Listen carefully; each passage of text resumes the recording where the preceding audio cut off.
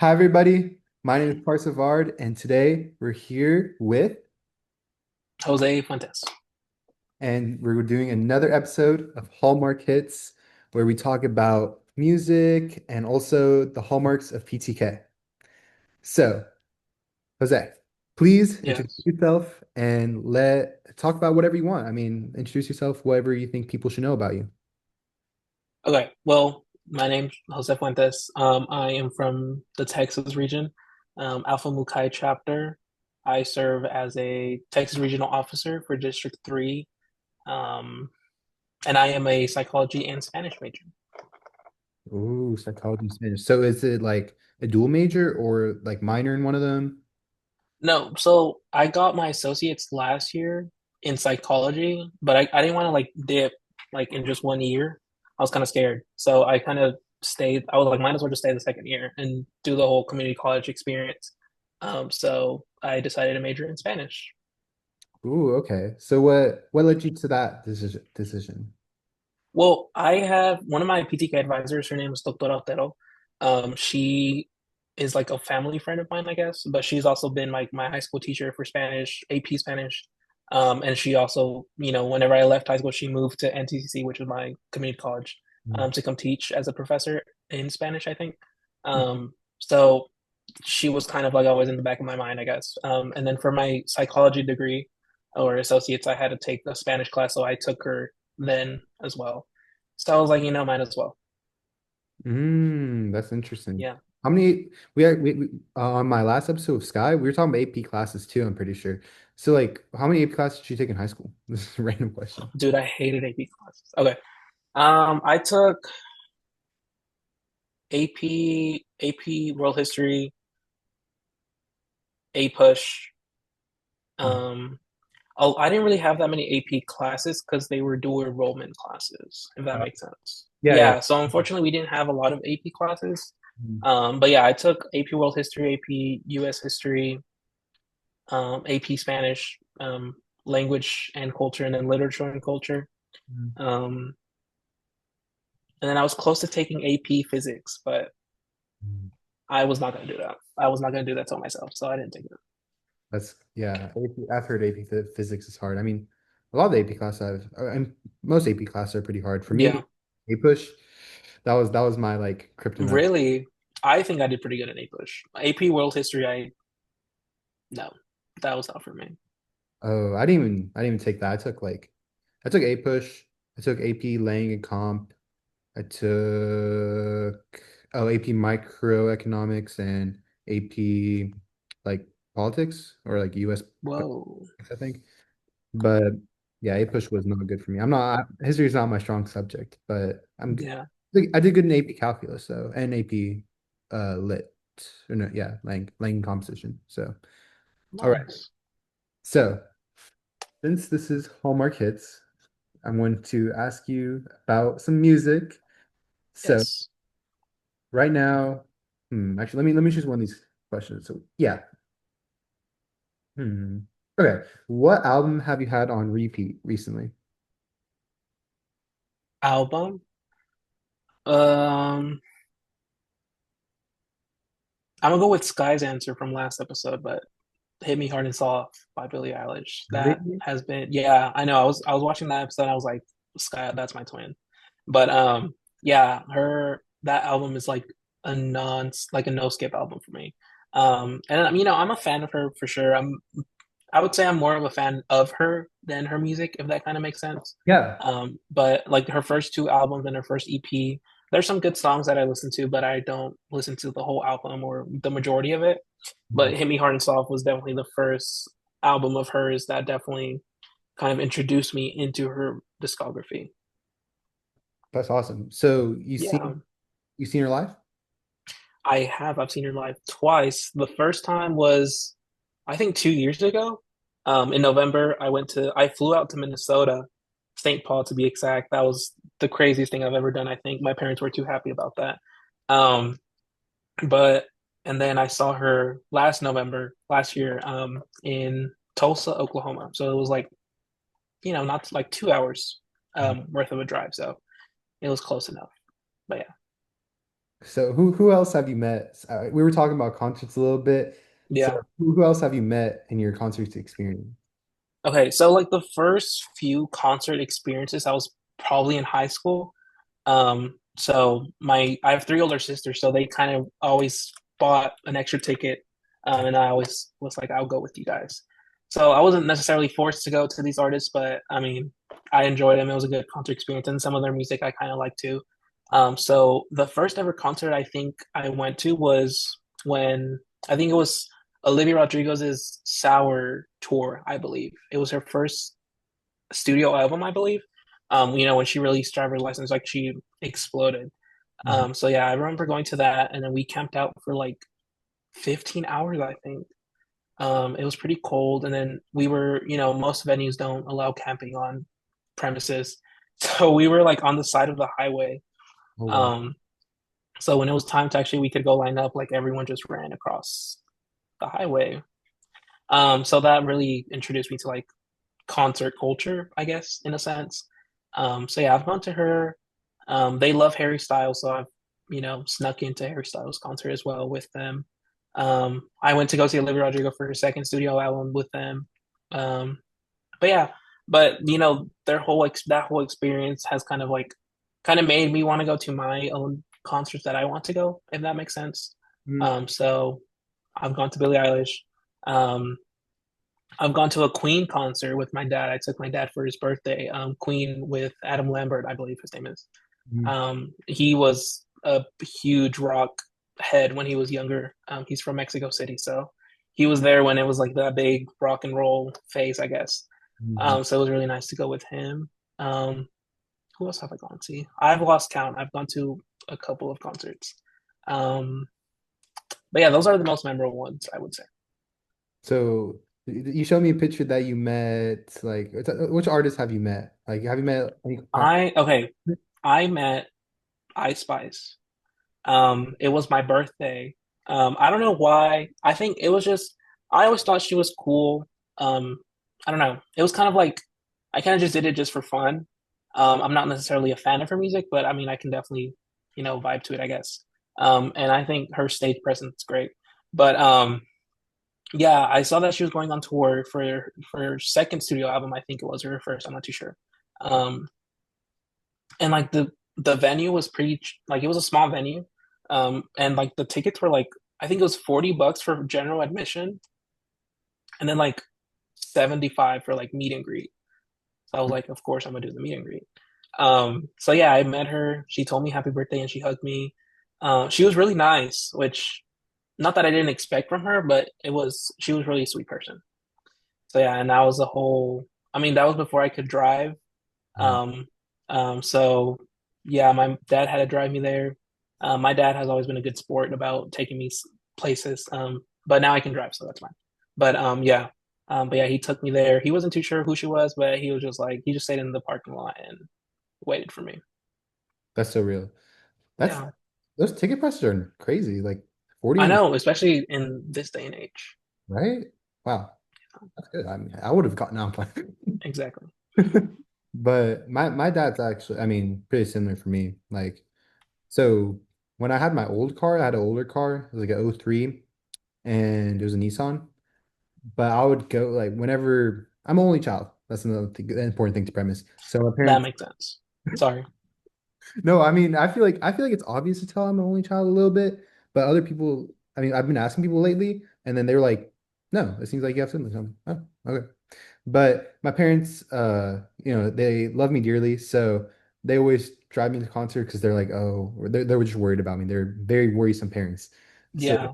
drove me to all the concerts I've been to, basically. Yeah. So I'm from Huntsville, and not too many artists come to Huntsville. We are growing, so there are like Lana Del Rey. That's one of the biggest names that has come to Whoa. Oco concert. Yeah. And then we had so yeah here there's not that many concerts I've been to besides one person. His name's NF. I watched one of his concerts here, and then all the other concerts I go to are in Nashville or Atlanta. So anything in Atlanta, my parents have to drive me, and I think they're like lenient. I got a new car, so they're lenient and let me go into Nashville. But Atlanta ones, I have to my parents take me. Yeah. It sucks because I feel bad for them making them sit in the car, but like I mean they can come if they kind of want to, but I mean I feel bad. You know, it's just Yeah. parent in the crowd. Yeah, I mean, you seen those people that have those random parents in the crowd. Yeah. Yeah. Yeah. Look, they Yeah. vibe out. So Exactly. Yeah, my dad, I remember, I think one of my sisters had bought like an extra ticket for a friend to go see Harry Styles. But they ended up canceling out. So I was like, I'll go with you. Why not? And my dad, she had never been to Austin. And Austin's like from where I'm from, Northeast Texas, like rural Northeast Texas. So we usually have to drive either to Dallas or to Irving for concerts. That's usually where the artists go. But for some reason, Harry Styles decided to just be in Austin, that leg of his tour. So my dad drove 5 hours to Austin.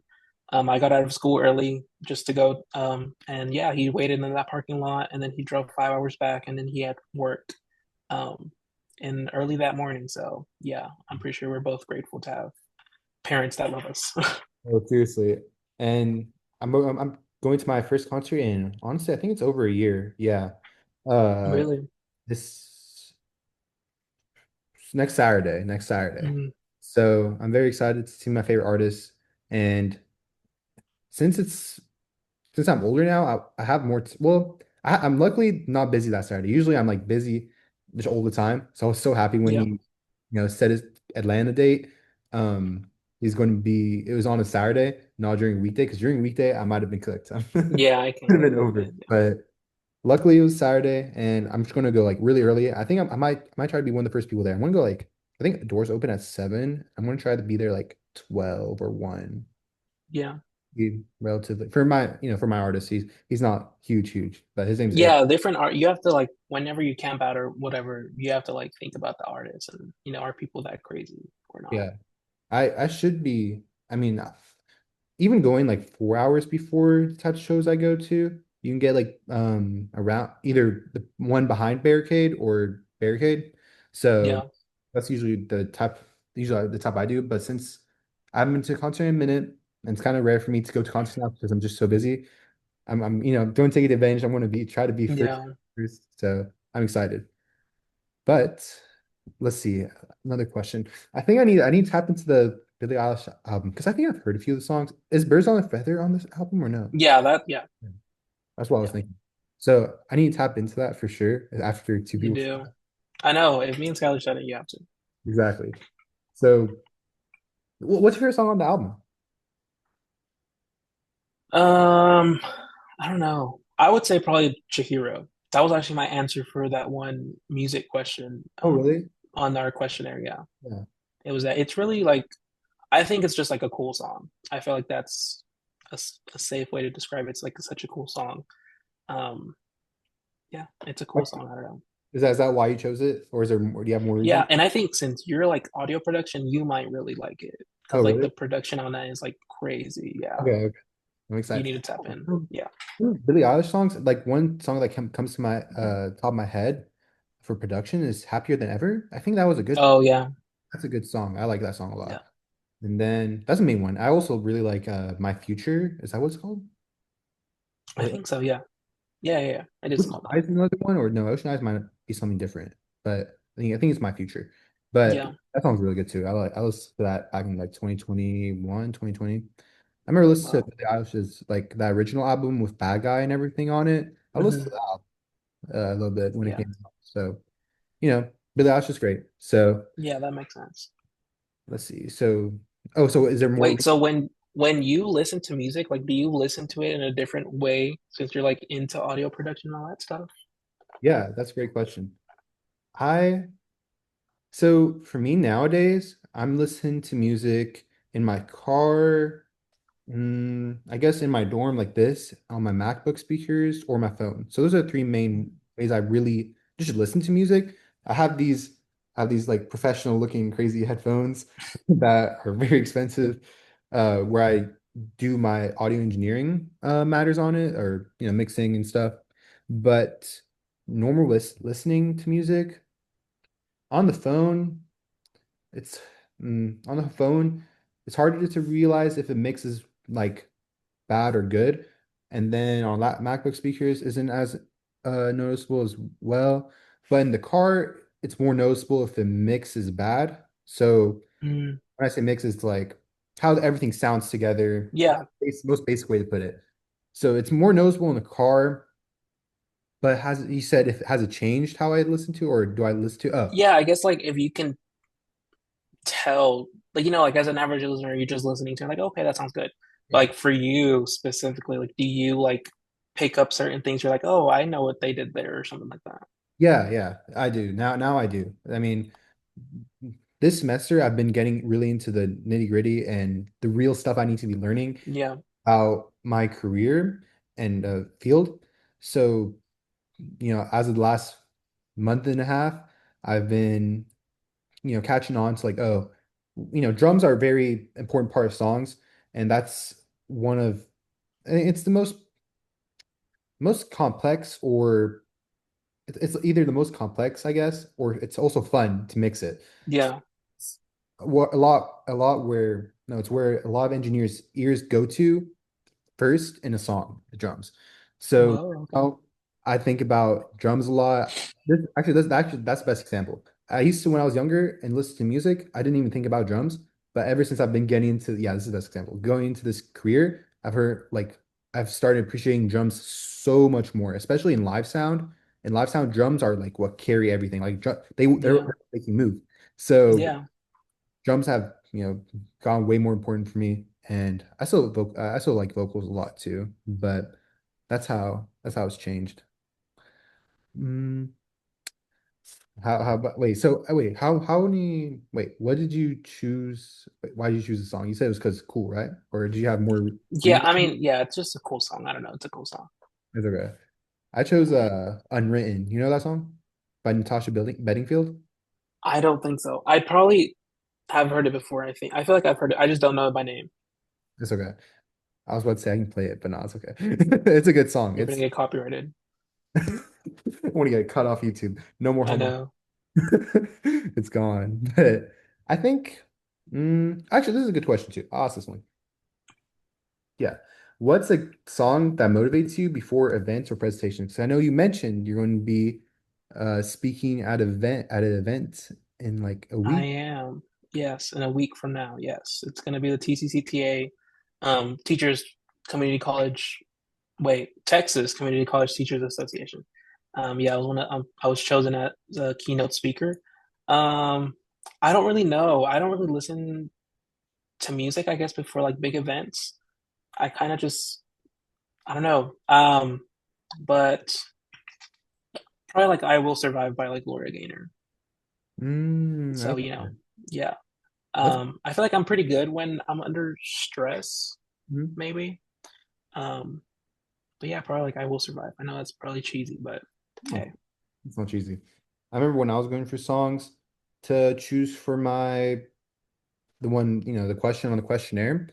I was yeah, thinking about like songs from Rocky and like The Eye of the Tiger, Survivor. yeah, I mean, because I actually love those songs too, but I felt like Unwritten was I resonated with the message of the song, but also I listened to it a lot during like cardio sessions and working out when I used to work out. Like, yeah, you know how school gets, but yeah. yeah, so that's why I listen to a lot. So that's why I chose that one. But I think that's a. You want to talk about music more, or are you ready to move into the Yeah, hallmark? I mean, we can if you want to. It's up to you.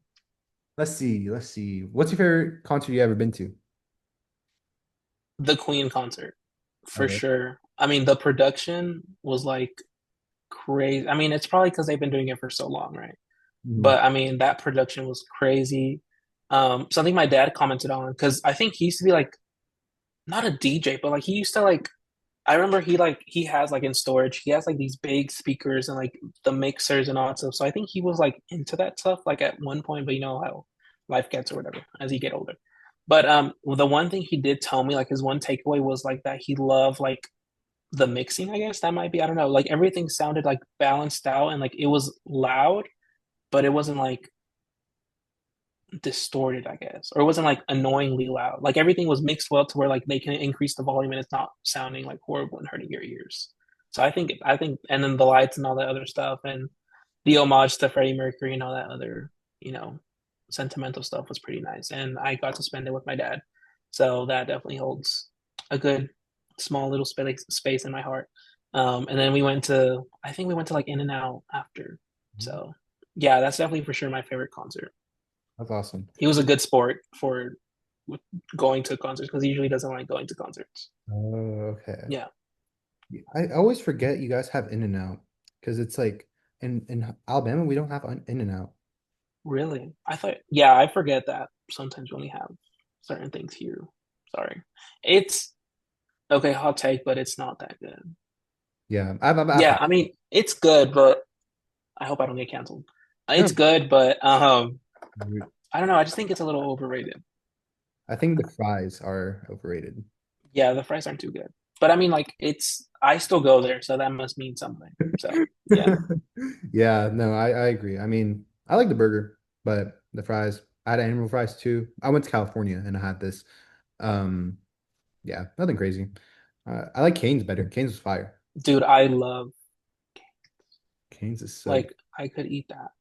Like, I was the kind of, like, I was seeing the other videos from the other candidates, Mhm. and, like, that probably would have been my answer for, like, that one question. I think it was, like, if you could have something unlimited amount or something like that, except money, what would it be? I would probably say either Cane's or Dr. Pepper. You know, that's a good answer. You know what I said? Actually, I have a What'd picture. you say?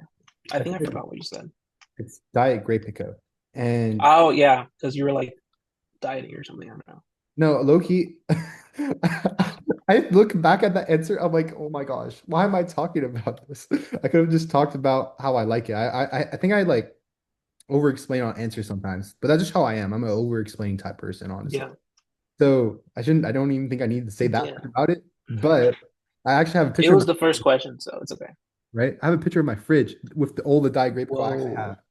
that's Uh, crazy. yeah, wait, there we go. Look, I mean that's You these were are all stocked up. filled. Oh, yeah, these are all filled. But yeah, I'm always stacked on to Diet Grape Coke. Well, I was like, that's the first thing that came to my head because I'm sitting in my dorm and then if you look to my left, I just see my fridge. So I'm like, oh yeah, Diet Grape Coke. I need that. That makes sense. Yeah, that's funny. I mean, yeah, the you said Dr. Pepper, right? Yeah, Dr. Pepper. Dr. Pepper's the way to go for sure. It is. Do you think that's a Southern thing, or because I know in Alabama they say like, oh, like Dr. Pepper's a go-to in Alabama. Like if you don't like Dr. Pepper, Yeah, I mm, think it might be like a southern thing because if I'm not wrong, like I think some of I don't know if it's states the US. yeah. I don't think they have Dr. Pepper. Like I think like in New York, I could be completely lying right now to you, but I think I don't know. I've heard it somewhere, but like I think like New Jersey or like New York kind of doesn't have Dr. Pepper. I honestly don't know. Please correct me if I'm wrong. But I've heard that somewhere. I don't know. Or it could be like Canada. I might be mistaking that with Canada. But I don't think Canada has Dr. Pepper. Yeah, I don't know. that might be right. I, Yeah. is Dr. Pepper your favorite soda? I would say so. Because like it's not what I always choose, but like it's my favorite if that makes sense.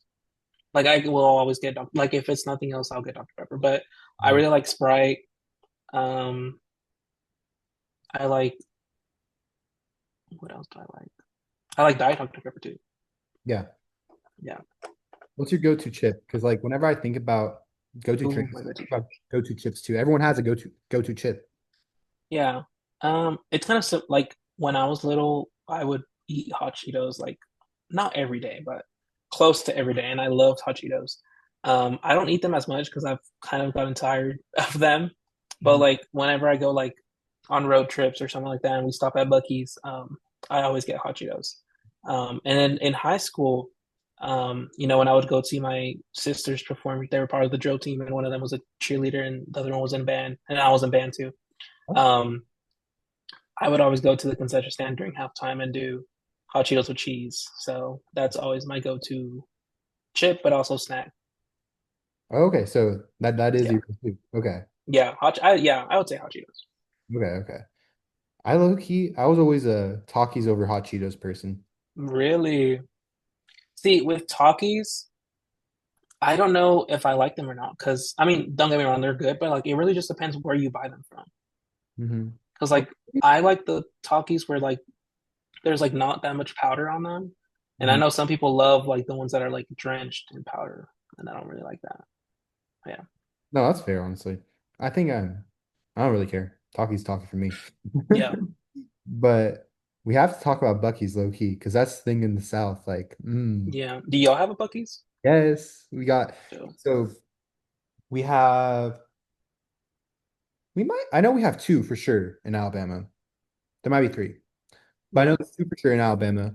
One south from me, it's like southeast actually. And then there's actually one that's like 20 minutes away from my dorms. So Whoa. dorms, I'm like 40 minutes away. I'm not doxing myself. Yeah, no, I'm not. I'm like 40 minutes away from my dorm in my real or my regular home. And that regular Yeah. home is like an hour away from the Bucky's. But here, I'm 20 minutes away from the Bucky's. I haven't gone there, honestly, since I lived here. It's kind of sad. I really want to go. Yeah. But what's your go-to? Actually, there's a lot of Bucky's in Texas, aren't there? Yeah, there's like I feel like every time I drive through like a big city, there's like building a new one. But I mean, I don't even know how many we have over here. Mm, For sure, like where I live, pretty yeah, Northeast Texas. We always whenever we have to need to go shopping or something, or like, I don't know, just need something. We usually just drive down to Dallas, which is about like 2 hours, 2.5 hour drive. Um, and then there's a Buc-ee's in Roy City, which is like an hour before you get to Dallas. So like every time we have to go somewhere, we always pass by that Roy City Buc-ee's. So yeah, that's always I think that's my favorite Buc-ee's. It's big, it's pretty central, I guess you can say. Like before you get to Dallas, before you get to any of the other big cities. Yeah. what do you get from Bucky's? I get it really depends what I'm feeling, honestly. If I'm like kind of hungry, I go and get a club melt sandwich, I think it's called. Okay. Yeah, a club melt. I love Slim Jims. I don't know why. People Ooh, say they smell bad, but I sometimes stink up the car when I open them and eat them, but sorry. I get a Slim Jim and then I get hot Cheetos. yeah. And then I get a either a large Diet Dr. Pepper because I just love to Diet Dr. Pepper from the soda fountain. I don't know why. Okay. Or I get a mango Arizona.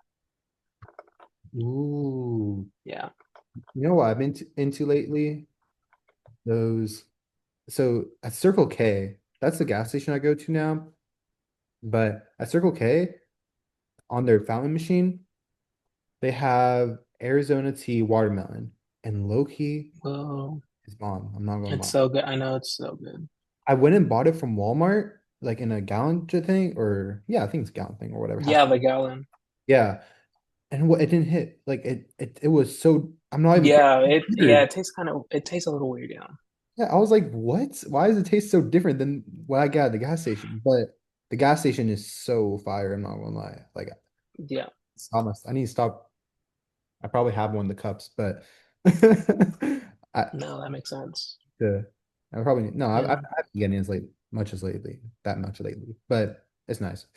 Um, dang. See, in Bucky's for me, I love Bucky's fudge. I love fudge. Really, I've never had it. Really? I don't have much of a sweet tooth, believe it or not. Okay. Yeah. I have a pretty big sweet tooth. So Bucky's fudge is goaded for me. Dang. Now I need to go get some. It Yeah. It's was 20 kind of minutes away. expensive though. It's like, well, It yeah, some of the stuff is expensive, but it's kind of I also just love going to Buc-ee's for the experience. I don't know. no, you're so right. Like it actually is like experience and it's valuable, I feel like. I mean, Yeah, yeah, like it's like something I look forward to. Like that's mhm, also why I kind of like going on road trips, and that's kind of why I chose my whole theme for my campaign as road trips, I guess. mhm, Was because I love a good road trip mainly because, or at least the places I've gone to, mhm. there's always an excuse to go to Buc-ee's. So I guess I also get like I like slushies. So I think I get slush. Oh, and icy, I love icy. Yeah. Yeah, yeah, I see. So that's what I'd be getting to. But this is a good segment to your let's talk about your theme. Why'd you choose it? Okay. How did- Why did I choose my theme? Yeah. Um, I've always wanted to travel a lot more. Um, I just haven't. I just get a little scared. I don't know. Um, I was going to go to Canada um the week before my first semester in community college. But then I bailed out on it. I bought the Airbnb and everything, so I lost some money. But I don't know, I just kind of got intimidated by going somewhere by myself. And I was trying, all summer trying to get someone to go with me. Mm, But unfortunately everyone was busy, rightfully so. So yeah, I think that's one of my few regrets. So I kind of have been thinking this whole time just about like, dang, I should have gone somewhere. I want to go somewhere now.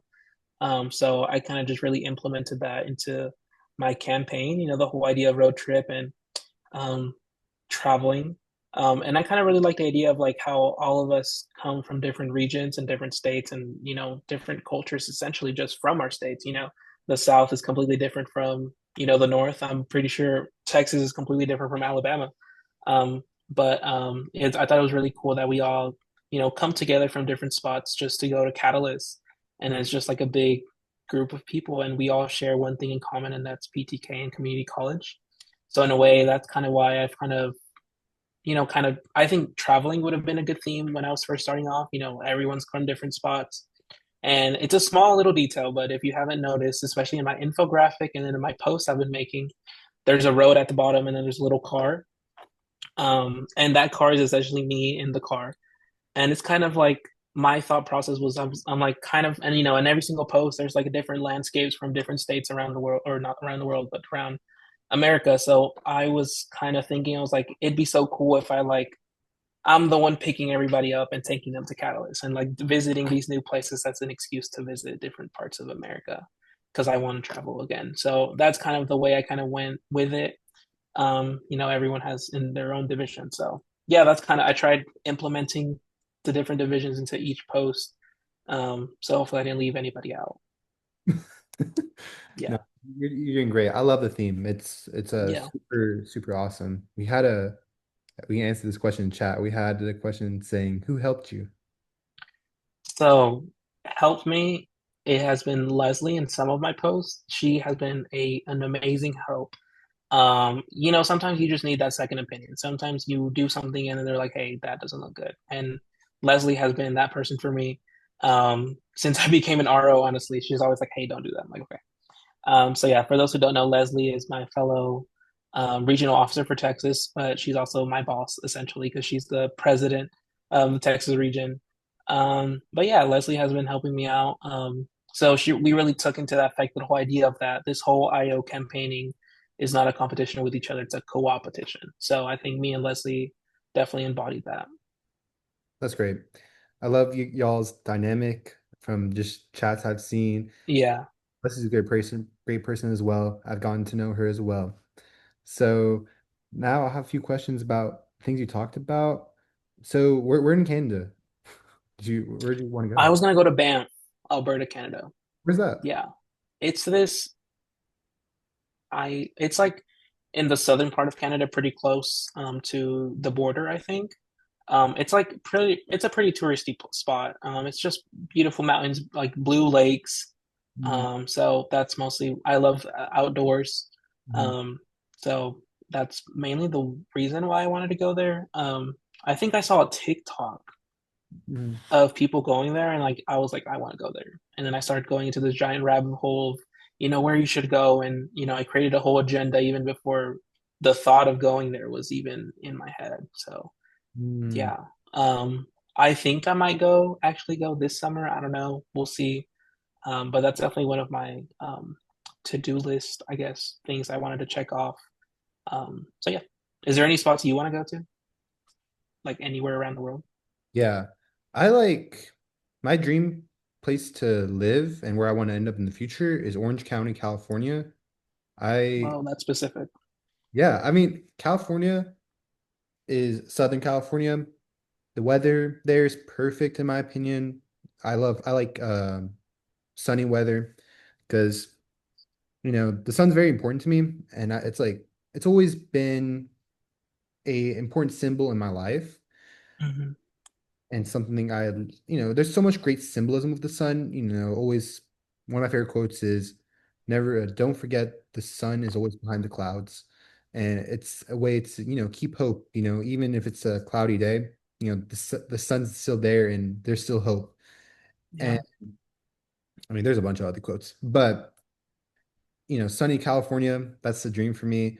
There's a lot of diversity there as well. A lot of Persian people. That's cool. And then there's beaches. I love beaches. And then mountains. There's mountains. I love that. And there's just a lot to do in California. This Yeah. is everything that's happening. So that's where I want to end up. Anywhere, you said anywhere around the US or around the globe? Both. Hmm. I want to travel the world too. There's so many cool Yeah. places in the world that I feel like everyone should just be able to experience the world because, you see those like travel TikTokers, you know, Yeah. it's such a vibe, man. I mean, the world is so beautiful, and what makes it even more beautiful is connecting with people. And there's a YouTube channel I've been watching. It's called Discover Connection, and Mm. they go around and go to different communities, underrepresented communities as well. And they usually ask, like, a few things they've done is like knock on people's doors and ask if they can cook dinner for them and then get to know them. Whoa. Yeah. And that's been so eye-opening for me, and such, it's made me realize like how much I want to help people even more, and how beautiful the world really is, because Yeah. it's just so beautiful. I mean, there's so many things you can look at in life and have a negative mindset on, but a lot of people fail to look at the beautiful things that are in life. Yeah. That's what I really just look at myself, because, like, I mean, that's the only thing I really look at. So just, focus on the positive is important. And Yeah. I feel like traveling the world, you might run into bad things, but there's so much more beauty in it than um discussed. No, that's the only word Yeah. No, yeah. but Is there any places you've already gone to? yeah. Like, So have you been to like different countries maybe? yeah, I mean, I've been to Iran. I was born there, and then I took like 3 vacations there over the Mm. past 20 years of my life. Well, yeah. And then I've had a layover at Doha, Qatar, uh, Abu Dhabi, UAE, and then Istanbul, Turkey, or Turkey. Yeah, Turkey. Mhm. And the only one I went out is Doha, it was at the time the richest city in the world, apparently. Um, Wow. and that was nice. We had a layover there. I need to stop clicking my pen, but we had a layover there, and we got to explore the city, and it was beautiful. We explored the city for a good couple hours, and that was really beautiful. Besides that, I've been to a lot of the east coast of the US, and I've been to Texas before. I went to Dallas. Yeah, Dallas. Hey. And then I've been to, you know, Orlando, New York. I've been to the cities in, which one's Harvard in? Massachusetts, I believe. Yeah. I went there. I've been to, Niagara Falls, Chicago, all that. I've been to good amount of places here, and California is my favorite. That's just that's easy. Yeah. Where have you traveled to? I really like if we're just talking about like US, I haven't really been to many states, honestly. Um, the only times have been over there is like for school trips or like I had an excuse to go, you know what I mean? Yeah. Or a reason to go. I've been to Missouri because of Catalyst last year in Kansas City, um, Oklahoma, Arkansas, all, Kansas, all the little surrounding states around that part of Northeast Texas. But I've been to Mexico City to be exact. Um, I think about 3 times. Um, the first time was I was I don't even know how old I was, but I'm pretty sure I was old enough to get baptized, I'm pretty sure, in like the big basilica or whatever, in Mexico City. The second time, I think it was like 2016, 2018 maybe. I think I was 11, 12, something like that. So I don't really remember those. I remember like vague memories, but recently last year at the end of at the end of last school year, I actually skipped my graduation for this, but I surprised my dad to go to Mexico City, which is obviously where he's from and where he's born. So I was always really nice to, surprise him and take him there, on my dime, I guess, rather on his. So yeah, we spent about a week there, and now I'm old enough to actually remember things and actually go and explore things. So, we went sightseeing. I did all the touristy stuff, and I just completely fell in love with Mexico City, honestly. I want to go back. I've been telling him, I'm like, Dad, when can we go back? Like, I want to go back soon. So, hey, we might even repeat that this May. It might become a tradition that every year in May we go to Mexico City or something like that. Preferably not during graduation. But yeah. So I mean, that's only the other country I've been to, Mexico, and just Mexico City. So, I mean, I think that's a good choice. It's a good spot. I really like Mexico City. It's really diverse even within itself. I think anybody should go to Mexico City. I think it's safe. But of course, like every other place, they have some sketchy parts. So definitely be careful. But yeah, my mom is from Michoacan. She's more of like the rural part of some like little villages and all the other stuff. So since I was little, I remember telling my mom like I want to go, get to know where you're from.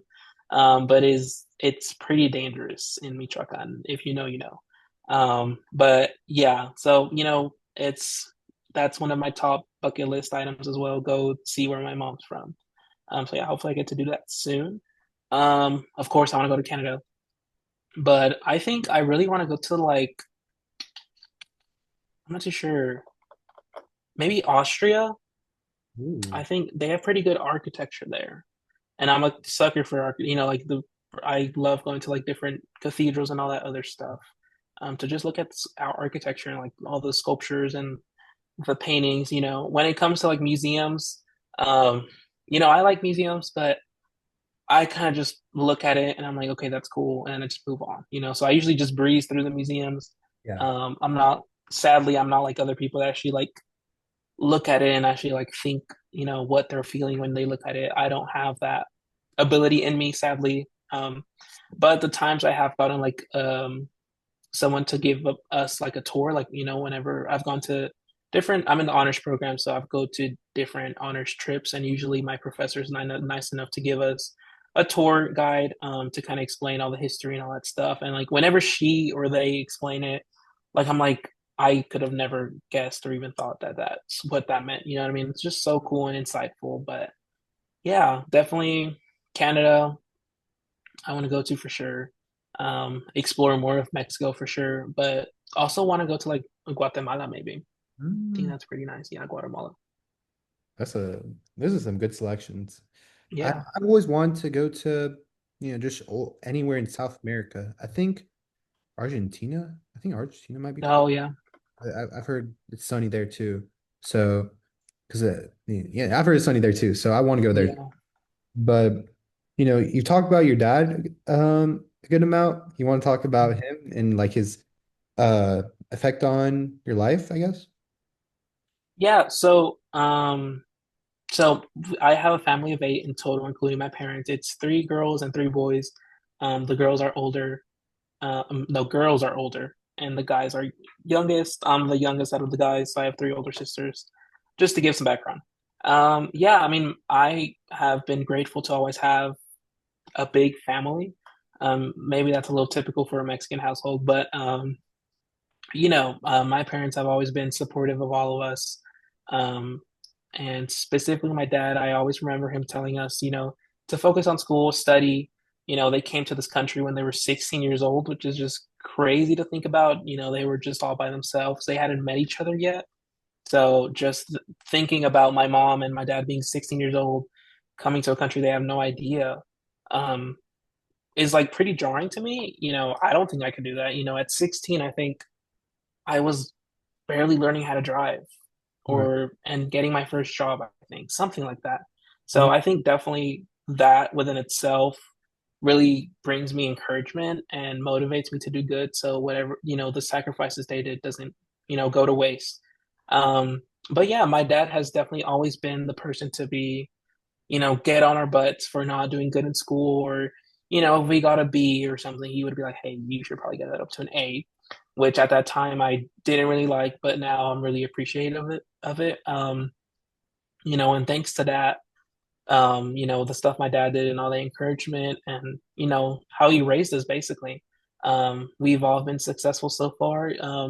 My first sister, which is the oldest sister, she went to community college. She went to NTC just like me.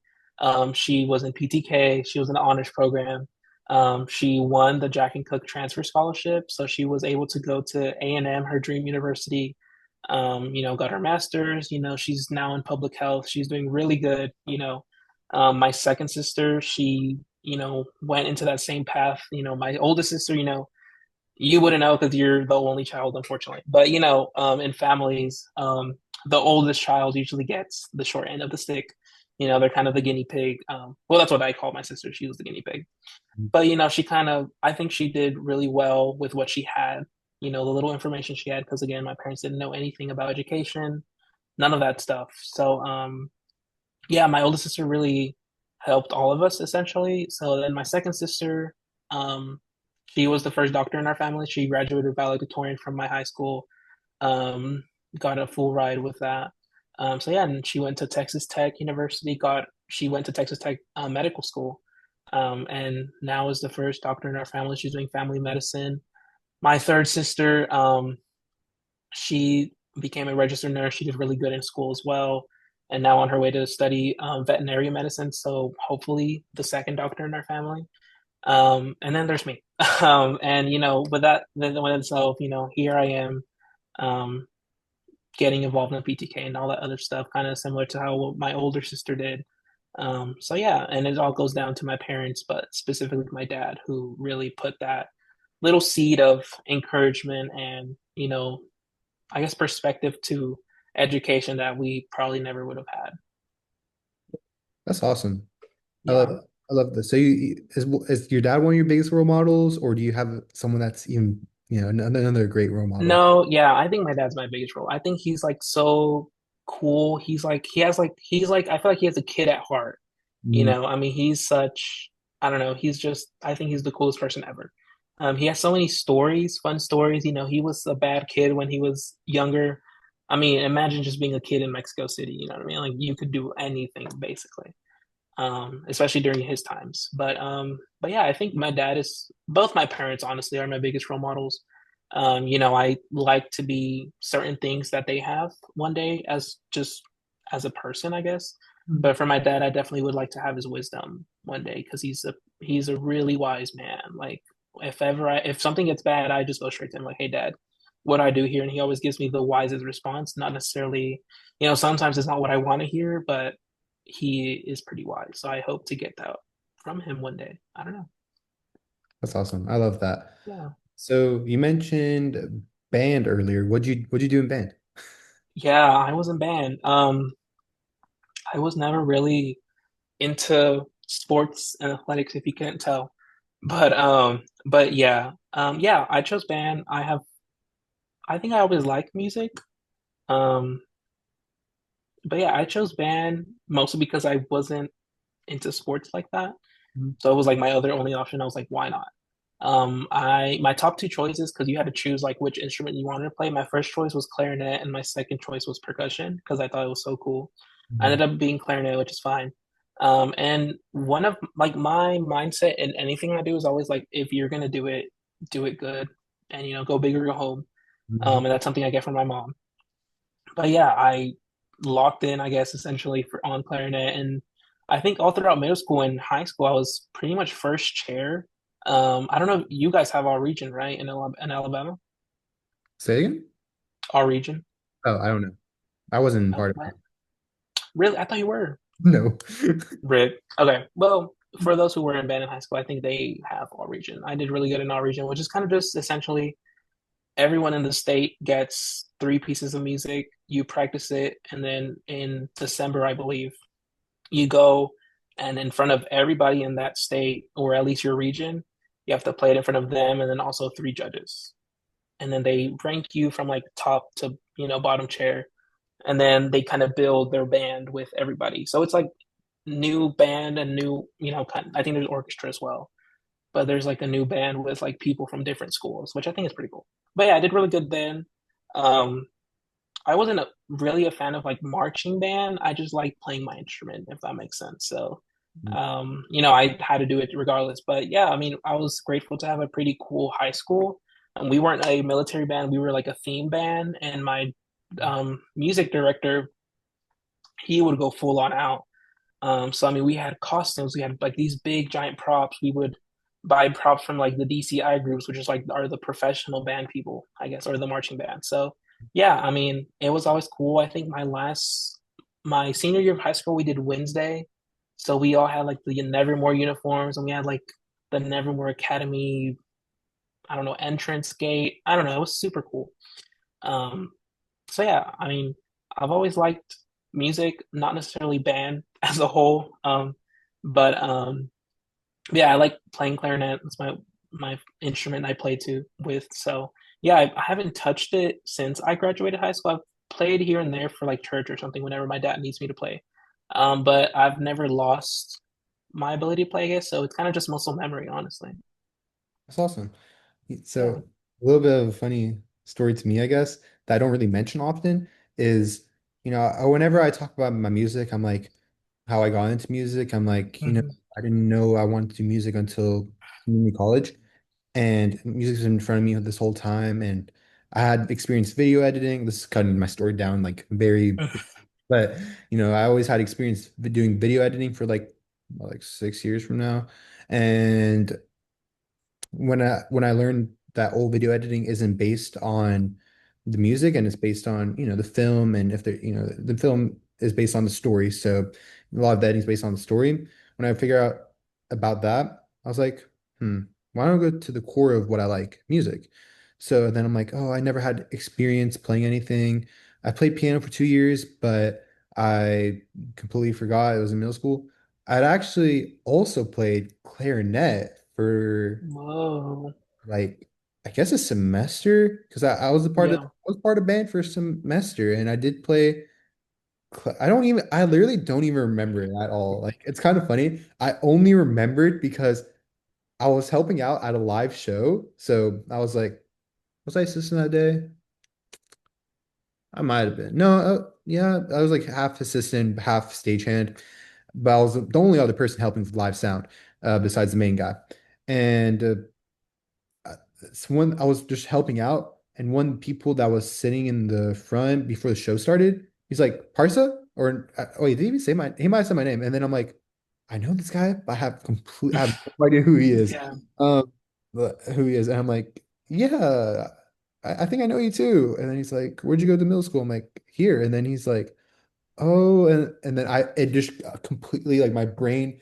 I think I didn't even realize when he was first talking to me who he was, and I texted my best friend, and as I was texting him, I'm like, wait, that's what it Yeah. was. I completely forgot about this whole era that I played clarinet for a semester, and yeah, I still don't even remember if I even did anything. I don't know. I guess I was played in practice, but.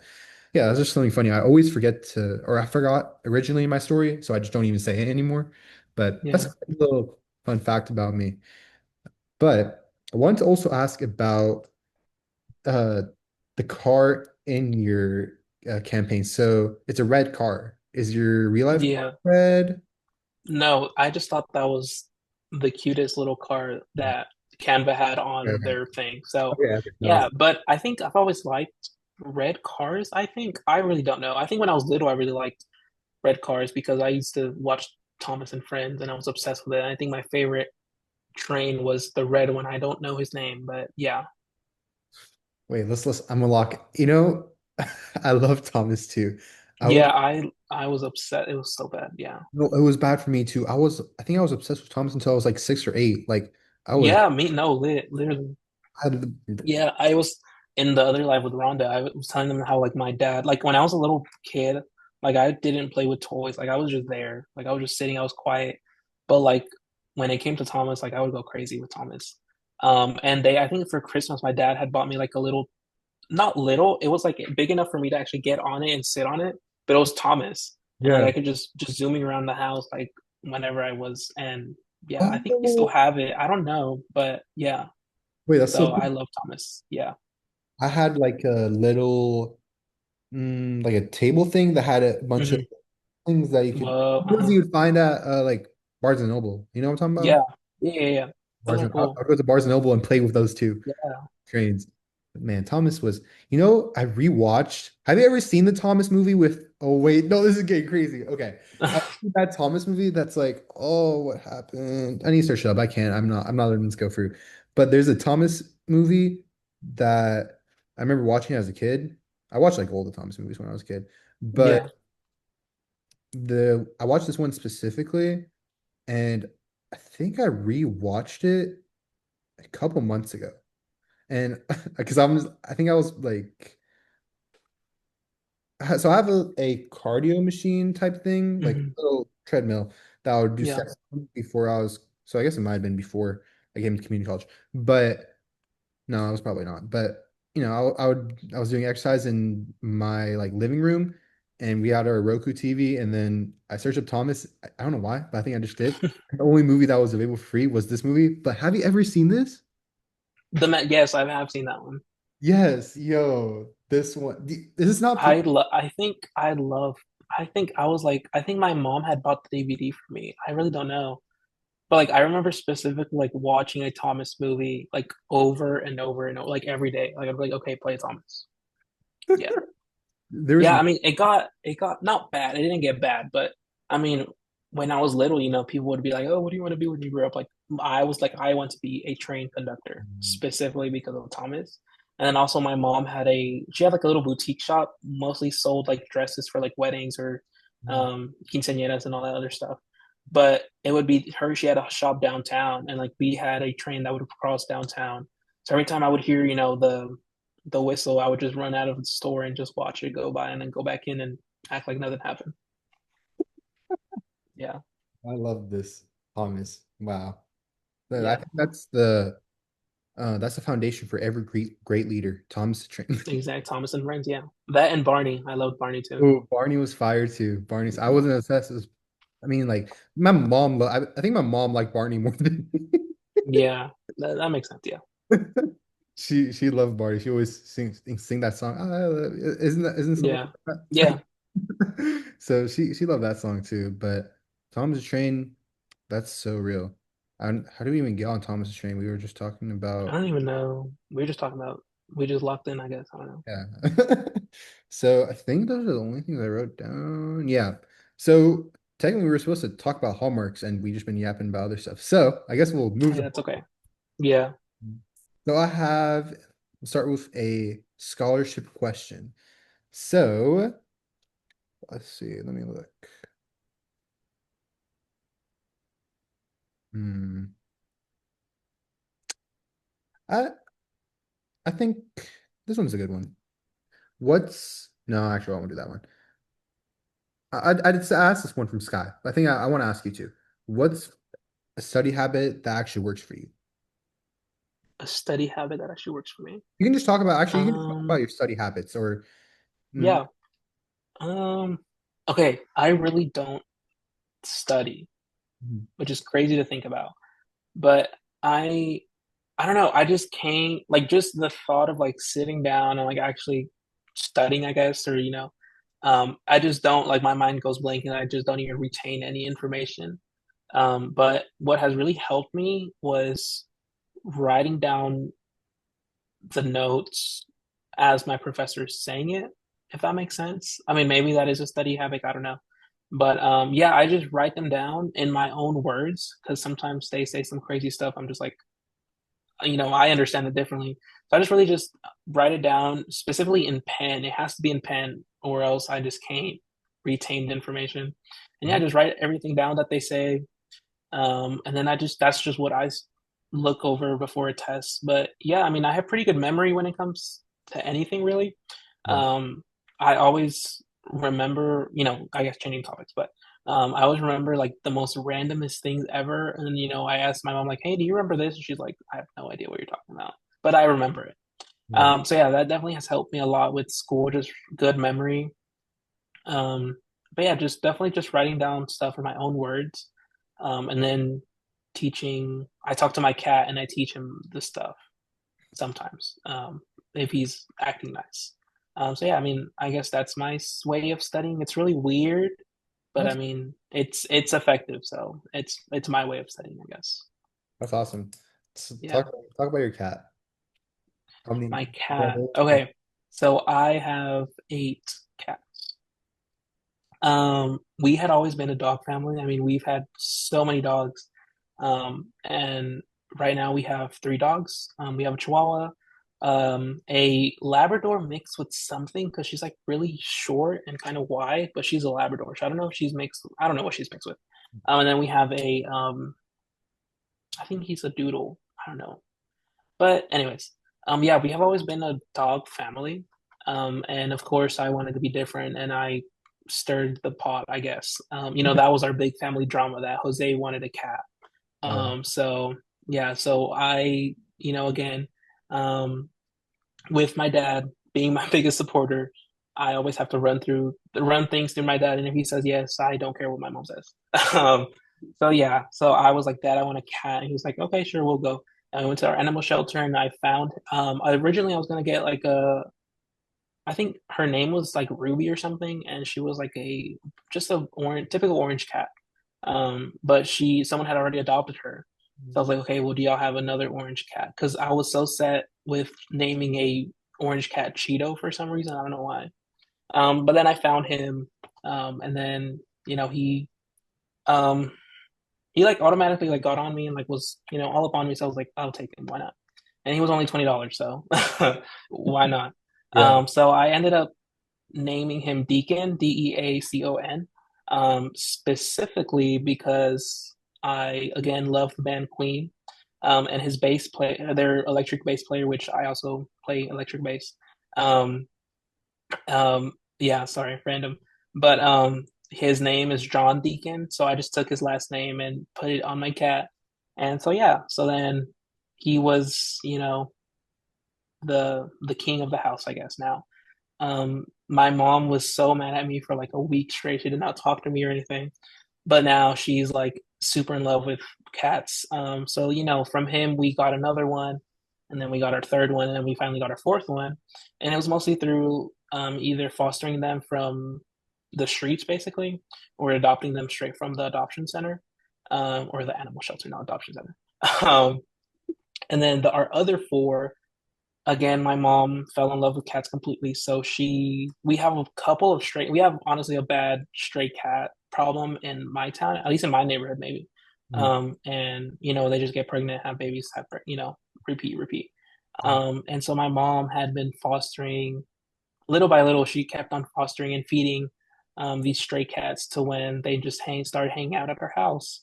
mm, And she takes them to the vet, gets them vaccinated, gets them neutered or spayed, and then just, they just keep on chilling outside. I mean, I think they have like better pet health insurance than I do, honestly, because my mom just loves them so much. oh. And so, yeah, I mean, when, it was really cold a couple weeks ago, it Yeah. got really bad. Like she brought them all inside. So here we were with 3 big dogs, or not big dogs, but 3 dogs, and 8 cats in our house. So that was pretty fun. So yeah, that's my story with my cats. So I only wanted one, but we ended up with 8. So, but I'm not complaining. Gotcha. So are they Yeah. they're all like they're in some families they're like, oh, this is my cat or oh, this is my dog. Are they all like Yeah, we kind of joke about that sometimes. Like, Deacon is essentially my son. okay, So, but my mom basically takes care of all of them. So they're technically all my mom's cats. And, okay, okay. she's always like, well, I always take care of them. So they're technically mine. So I can do whatever I want with them. But we do, different, some of my sisters were the ones who were like, okay, I want to bring them in. So, some of the cats are my sisters and other stuff. So, sometimes I'm like, Mom, or I don't know, sometimes I just joke about my mom taking care of her grandchild or something, and it's my cat. Or sometimes I'm like, go get your son because that's the one she adopted or something like that. So it's always like that. Oh, But they're technically all my mom's because she takes care of them the best. that's sweet. Yeah, What so talk about you play electric bass, you play any other instruments? Are you playing these actively? yeah. Okay, obviously I play clarinet. I've been playing electric bass since I believe fifth grade. My dad had taught me. My dad is I think he's like the director of one of the youth choir or the youth choir at our church. Um, and so again, having a big family, all of us had to learn an instrument and all of us had to help him in the choir. So, Mm, um, my sister had just graduated high school. My oldest sister, she had to leave, and she was the bass player for, her mm, term, I guess that's what we call it, her term. yeah. So then it was my turn to learn it. So yeah, I've been playing it. I still play it every Sunday. I'm mostly just doing it for my dad because an extra hand. Mhm, But yeah, I mean, I've never complained about it. Maybe when I was little, I was, learning. I was like, I don't want to do this, but mhm, now I'm kind of grateful for it because that's another instrument I can play. But yeah, I mean, I play electric bass. I say I play piano, but I know like two songs, and I learned them by like those videos where like the key, like the notes fall down from the sky or something like that. But I yeah. mean, I would say I can play pretty good, I guess. Um, yeah, clarinet, bass, a little bit of piano. Um, maybe a little bit of guitar because that's what my dad plays, so I kind of know a little bit of guitar, and Mm, it's kind of easy for me, I guess, to maybe learn one day because the bass knowledge. And then I'm learning the guitarrón, which is like the big bass that the mariachi play. yeah. Yeah, That's fire. Those yeah, electric bass, dang. Are you, what yeah. about, But I really like learning like new instruments, honestly. yeah, Like I just think it's so fun and just knowing a lot of them. I guess my to-do list when it comes to or you know, my goal is to just learn as many instruments as I can. I think the next instrument I want to at least know a little bit about is probably either the cello or like the organ. Yeah, organs, fire. I I love that. know. That's, Yeah, and I mixed. So I've been starting to mix songs because I started out doing some live sound and then I started doing more recordings for people. And now I'm to mixing, which is where I want to be. Well, I want to be in mastering, which is the next level. But I like mixing and mastering. I don't mind doing either. But I don't want to do live sound anymore. And I don't really want to record mhm. in the future. But oh yeah, the two songs I've mixed, they both have organ in it. Actually, one of them has like it's like a really, I think it's a Wurlitzer. It's like type piano, electric piano. Sounds a little bit, Yeah, but the one of the songs really has organ in. It's so beautiful. I love mixing it in. It gives a nice movement to the song, and I love organ. I just need to mention yeah. that. I mean, it's really cool. hmm Would you ever play for a band, electric bass? I think so. Like I've always like ever since I was little, because I was a big YouTube kid as well. So like I was on my family's desktop, just always on YouTube. And I think I've always, this might sound like egotistical maybe, but I think I've always wanted to be, or maybe that feeling of being famous and like known, I guess. Because again, I just grew up with like all these, watching YouTubers and Right. they went to like VidCon and like fans would come and meet them and all that stuff. So I would always want to like, I want to go to VidCon and people meet me and know who I am. And maybe that stems from like, the low income family household, maybe not fitting in rural East Texas, especially being Hispanic. But yeah, I think and then of course I love music, so going to concerts and just the thought of like, hey, maybe being on stage once instead of in the pit would be interesting or cool to do. So yeah, I would definitely love playing in a band. That'd be pretty cool. Yeah. Sorry, my mom's. I just got like a spam. You're good. I'm in meeting. Okay. Okay, we're good. But yeah, I grew up with YouTube too. I don't know. I never grew up with cable, so I was pretty much stuck with YouTube. That was the type of thing for me. Yeah, I didn't really grow up with cable either.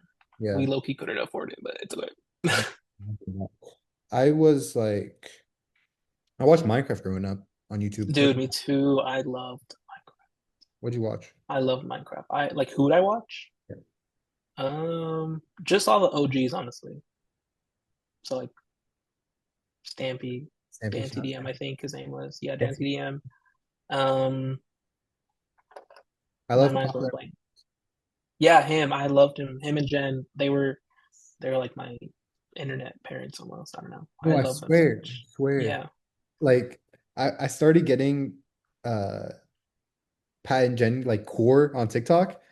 uh I know they're so funny. I don't even know how they slid those like adult jokes in, but no, that's funny. I'm saying like I'm like I used to watch this. I didn't I know, understand. and I was full blast in our living room just watching that. No, oh my God, same. I'm like my parents are just listening to me watch this. Yeah, it was yeah, but it was good times, I think.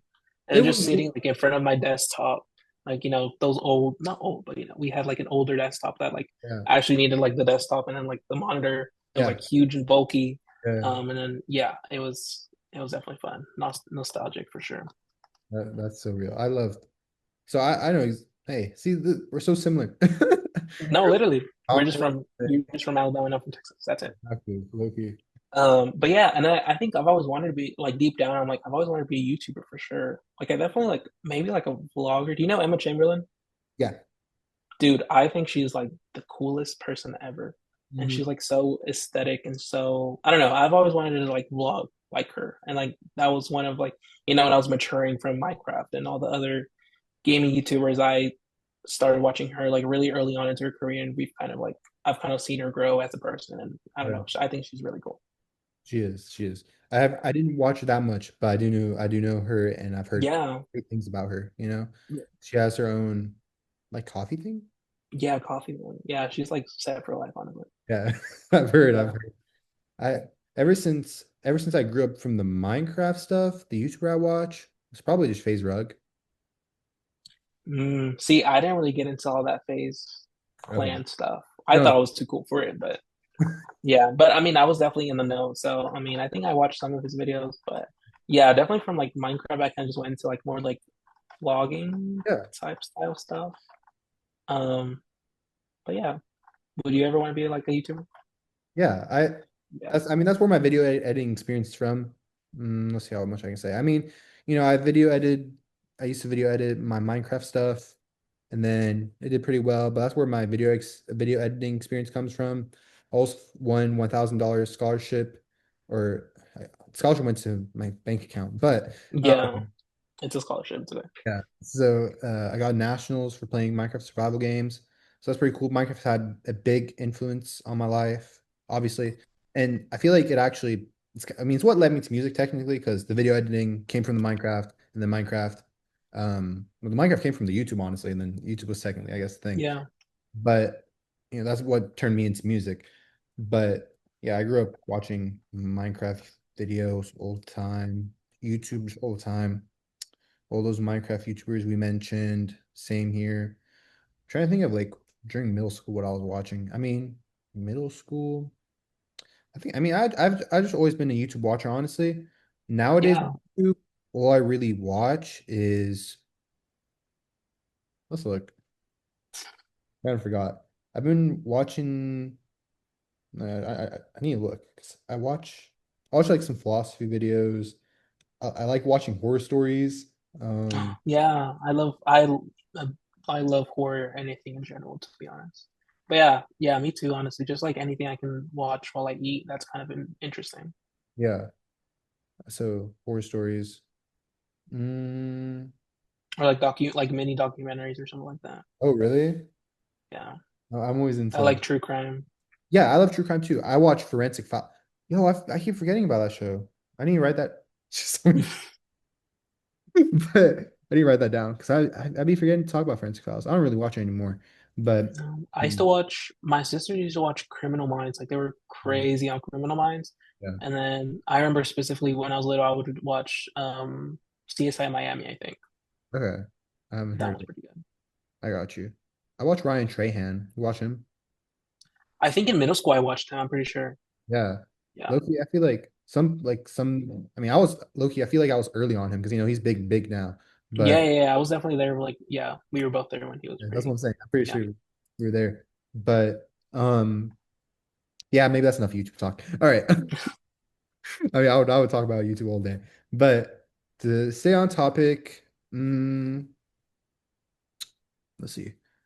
Yeah, okay, I guess we'll move on to a leadership question. Let me make sure there's something else on YouTube. Yeah, I would want to be a YouTuber one day. I think that's a good way of so in my field, audio engineering, there's different ways of income. There's your freelance. There's so freelance where you open your own studio or work in your own house. And then there's you work under a company or studio and you like build yourself as an intern to assistant and to main. And then there's actually those are the main two. But a part of the freelance option is also making a YouTube channel and talking about what you do. And that's one of the best ways to monetize yourself. So I definitely see it in my future being Yeah. for audio engineering, but I also love, the vlogging stuff. Did you ever try doing vlogging stuff? No, I've never tried doing anything like YouTube. I've always been kind of like I'm not scared, but I'm kind of just like I don't know, like it's kind of scary. I don't know. It's a weird thing, but I think I see myself maybe recording a vlog here soon, maybe. That's also why I really want to travel because like I have that mindset. I'm like, I'm never going to see these people ever again, so I really care what they think. You know what I mean? Yeah. So that's also why I really want to travel to have an excuse, I guess, to vlog. Yeah, essentially. Mhm. Um, but yeah. I think that's awesome. I so yeah, I think that answers the questions. Okay, Mhm. got leadership questions. So I'm going to ask. Oh, I like this one. How do you lead when you feel overwhelmed? How do I lead when I'm feeling overwhelmed? Honestly, I like to lean on my other officers, essentially. Um, I guess a little personal anecdote from the Texas regional team. I mean, some of us have gone through some crazy stuff this year, whether it's losing a loved one or, just dealing stuff academically. And, you know, especially like, yeah, I mean, yeah, not to go too much into detail, but Yeah, yeah, we've been there for each other. We've, helped each other out. Um, we talk almost every day. So I think I'm really grateful to that, but also I really like taking um, that feeling of having someone to lean on, whether it's them leaning on me, or me leaning on someone else to my other leadership positions. I think I posted my leadership positions like not too long ago on my Instagram. But yeah, I mean, if I do say so myself, I do have a good handful of leadership positions. I'm president of a couple things. I founded a student organization this year. So yeah, I mean, thankfully because of PTK, I think I'm able to be like a good leader, and because of PTK, whatever I learned from PTK, whether it be leadership or any of the other hallmarks, I really just bring that into my um, other organizations and clubs that I'm in. So yeah, I mean that's for sure one of my big one. Is definitely having someone to lean on, and sometimes that's yourself that you have to put yourself out there to be able to do that. Um, Definitely growing up in a big family, having that big support system has definitely helped me along the way, and I hope to probably be that support system for someone, I guess, or maybe a group of people. But yeah, I think that's probably when I lead. When I'm overwhelmed, I just lean on someone, and I think guess that's just really important to when it comes to knowing your officers, knowing your officer team, and just trusting people. I love that. What organization did you find?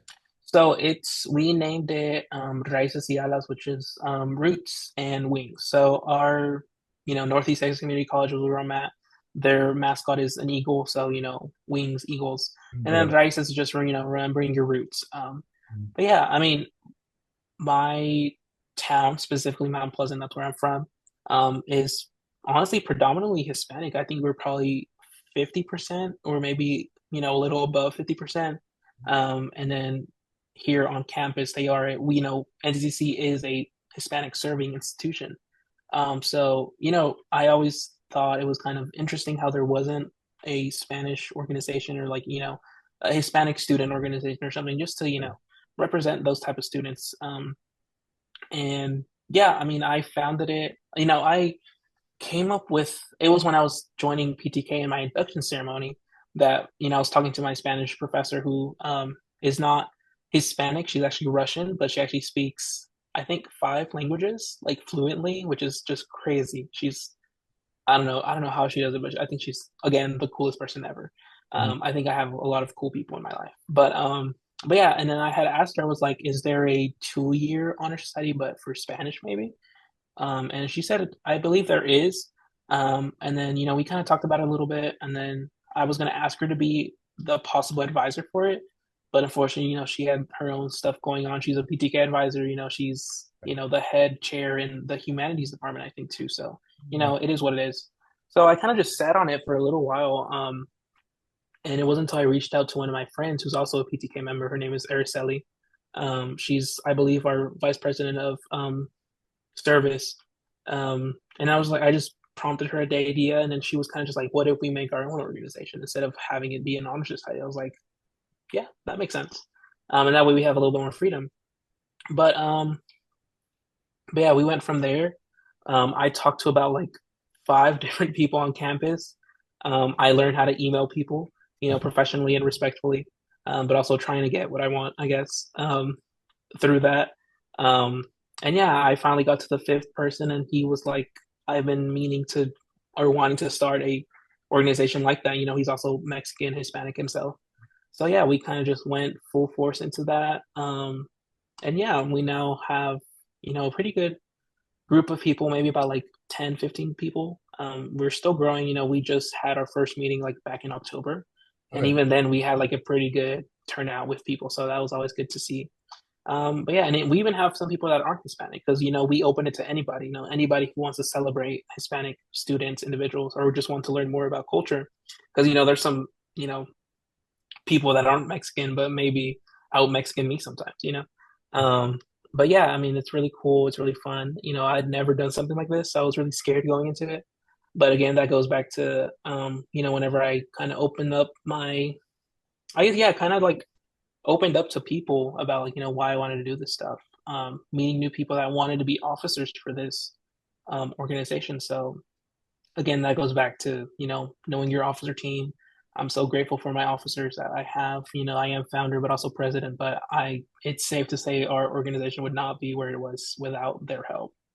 And yeah, so yeah, that's just a little bit about my organization, or not mine, but the one I founded this year, this school year. But yeah, we just have a lot of, again, basing kind of off of PTK stuff I've learned. We have, service, we have some scholarships. We're trying to work on a scholarship maybe for people. Um, yeah, we also did, I think the biggest thing we did last semester was our service project, I guess. We went to a town over that's about like 20 minutes away from us. And it's like it's called the Winnsboro Fire Department or volunteer fire department. And they do like a Christmas drive, Oh, and their population is again predominantly Hispanic, low income, only Spanish speaking families. So I kind of made some connections. Dr. Otero helped me out as well, and we went to go and be translators for those families.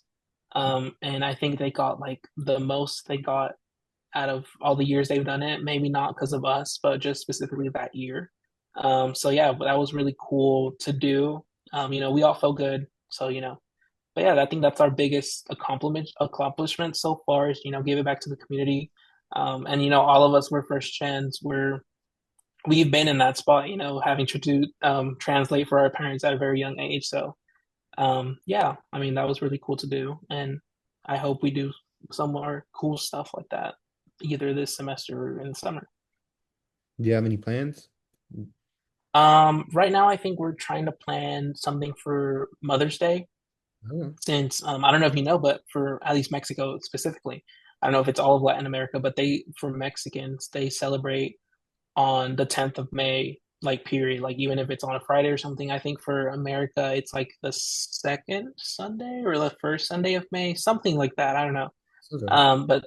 But for by coincidence, this year it lands on the same day. So like it's May 10th on the American Mother's Day too. So we're thinking of doing something for Mother's Day. Maybe bringing down a mariachi to play for the mothers during our activity period because we do have a lot of mothers here on campus, whether they're faculty, students, or just Mhm. staff within themselves. So yeah, I think that's something we're currently planning on. So yeah, hopefully we go through with that and we're able to do that for our mothers here, even if they're pet moms. We also include them. That's Yeah, awesome. I love that. That's actually really cool. yeah. So what other, you mentioned being a leader and having leadership role in other clubs. What would you say?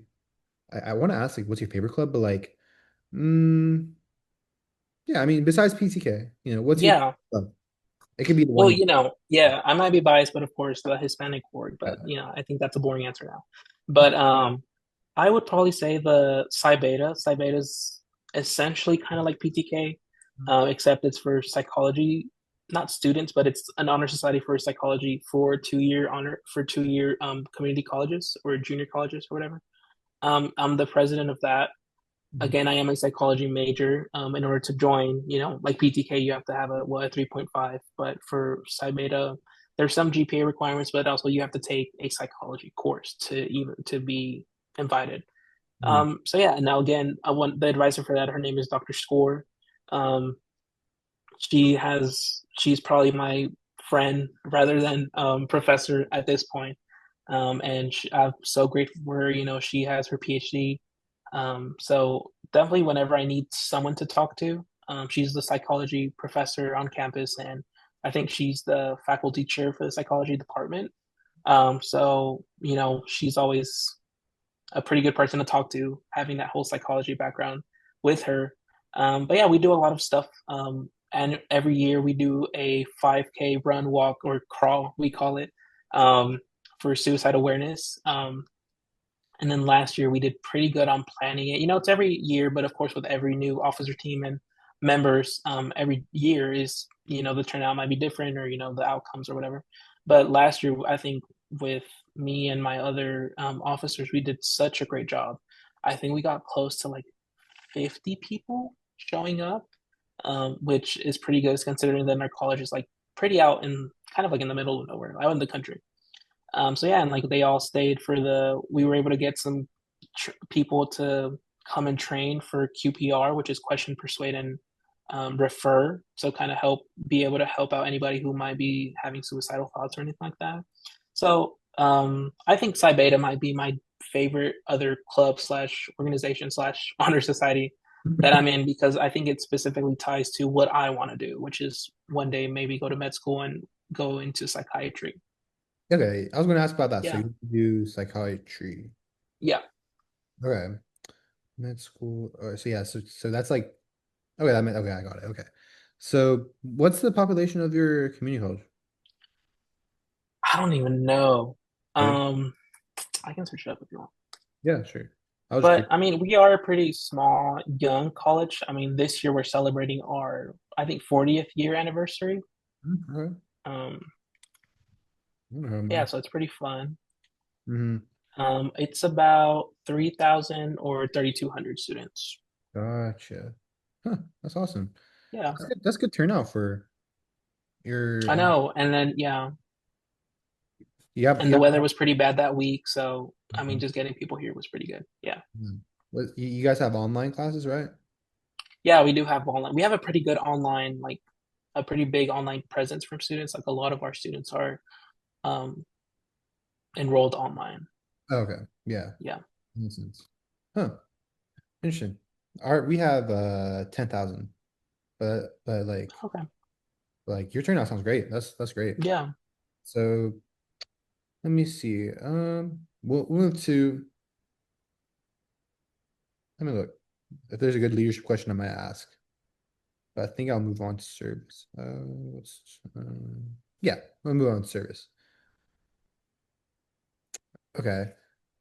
What's Yeah, I think I'll ask this one. What's a service project you're proud of? Service project. I think I'm gonna go back to that one I had mentioned earlier about going to the Winterboro Fire Department and translating for those families. Originally, we did that. I think my first year in PTK. That was one of our service projects we did, and we actually won. I think we won at a regional award level, and then we also won an award at Catalyst, I believe. Mhm. So I mean, it was a really good thing we did.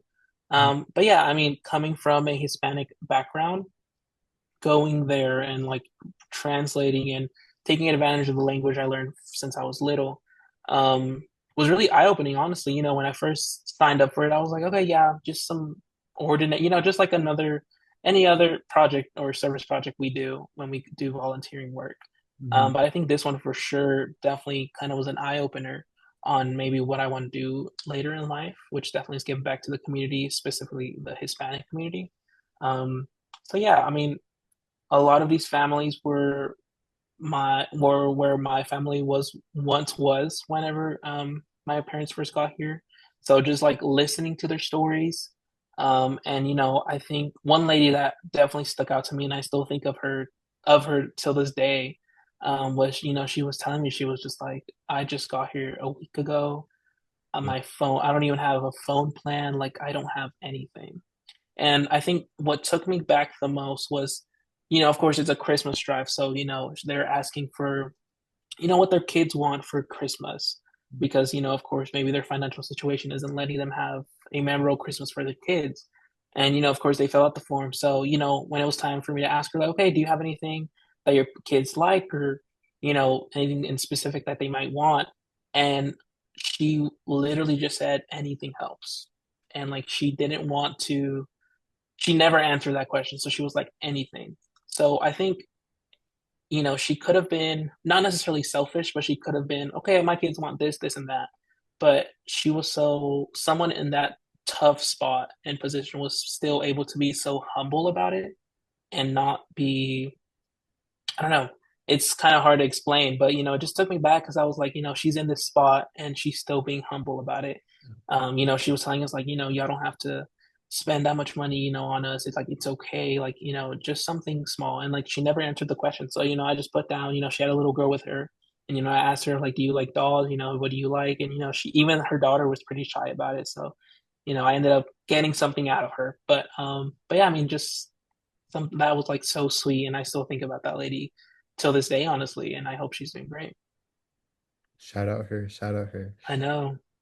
See that's yeah, I get what you're saying, being in this situation she's in, but still, being grateful for what, Yeah, you know, and not wanting more and being satisfied with, that, in the position she's in, even though if it's not like the best one, I think yeah, that's a good way to just be in life. There's always people that are in a better or worse position for you, but being alive is what matters most and being healthy. So being grateful for those, being grateful for that is yeah, good quality in some it's good for someone to be grateful for that, you know. yeah. So I'll ask another service question because he did not answer the question before Loki. But hmm, this is a good question, but I don't even think I asked this one before. Okay, let me make sure this one I want to ask. Yeah, yeah. What impact do you want to leave behind? Mm, I think maybe people. I think I just want to motivate people, and maybe they see something in me that they might want in themselves, something like that. I don't know. I haven't really thought about that. It's kind of a scary question to think about. Yeah, But yeah, I mean, I think I really just want to help people out in the world. I know that's really, basic, but I think it's good. yeah, Um, so yeah, I would probably just say I want to motivate people. I want to be an example maybe for someone out there. I want to be someone they look up to and maybe I resemble a part of them that they might be insecure about. And, they see me, I don't know, speaking or doing something at an event and they're like, okay, I could do that one day. Um, I think I specifically remember when I was in P Wallace, maybe P Wallace, like the school name in middle school. uh, Sorry, in middle school, that's the middle school I went to, P Wallace. okay. I just referred to that. Everyone that's here, we all went to the same middle school. But yeah, I went to middle school. And I remember going to the football games, and there was like the drum major there was like he kind of had curly hair like me and dark hair like me, and it was pretty rare to kind of see that, at least at that point. Um, and then I was like, that's kind of cool. And I was in sixth grade band, so I was like, wait, I could maybe do that too. So I think that was always in the back of my mind. So then whenever I got into high school and my junior year, I tried out for drum major and I ended up making it. So I think that was pretty cool to do. And I think I hope to maybe be that example like that one kid was for me when I was really young. So yeah, I think definitely just be a role model for someone. I think so. I love that. Role model. I think you can be a great role model for everyone, Thank you. of course. Okay. Mm, did I answer this question? No. I mean, I would love to hear what you say.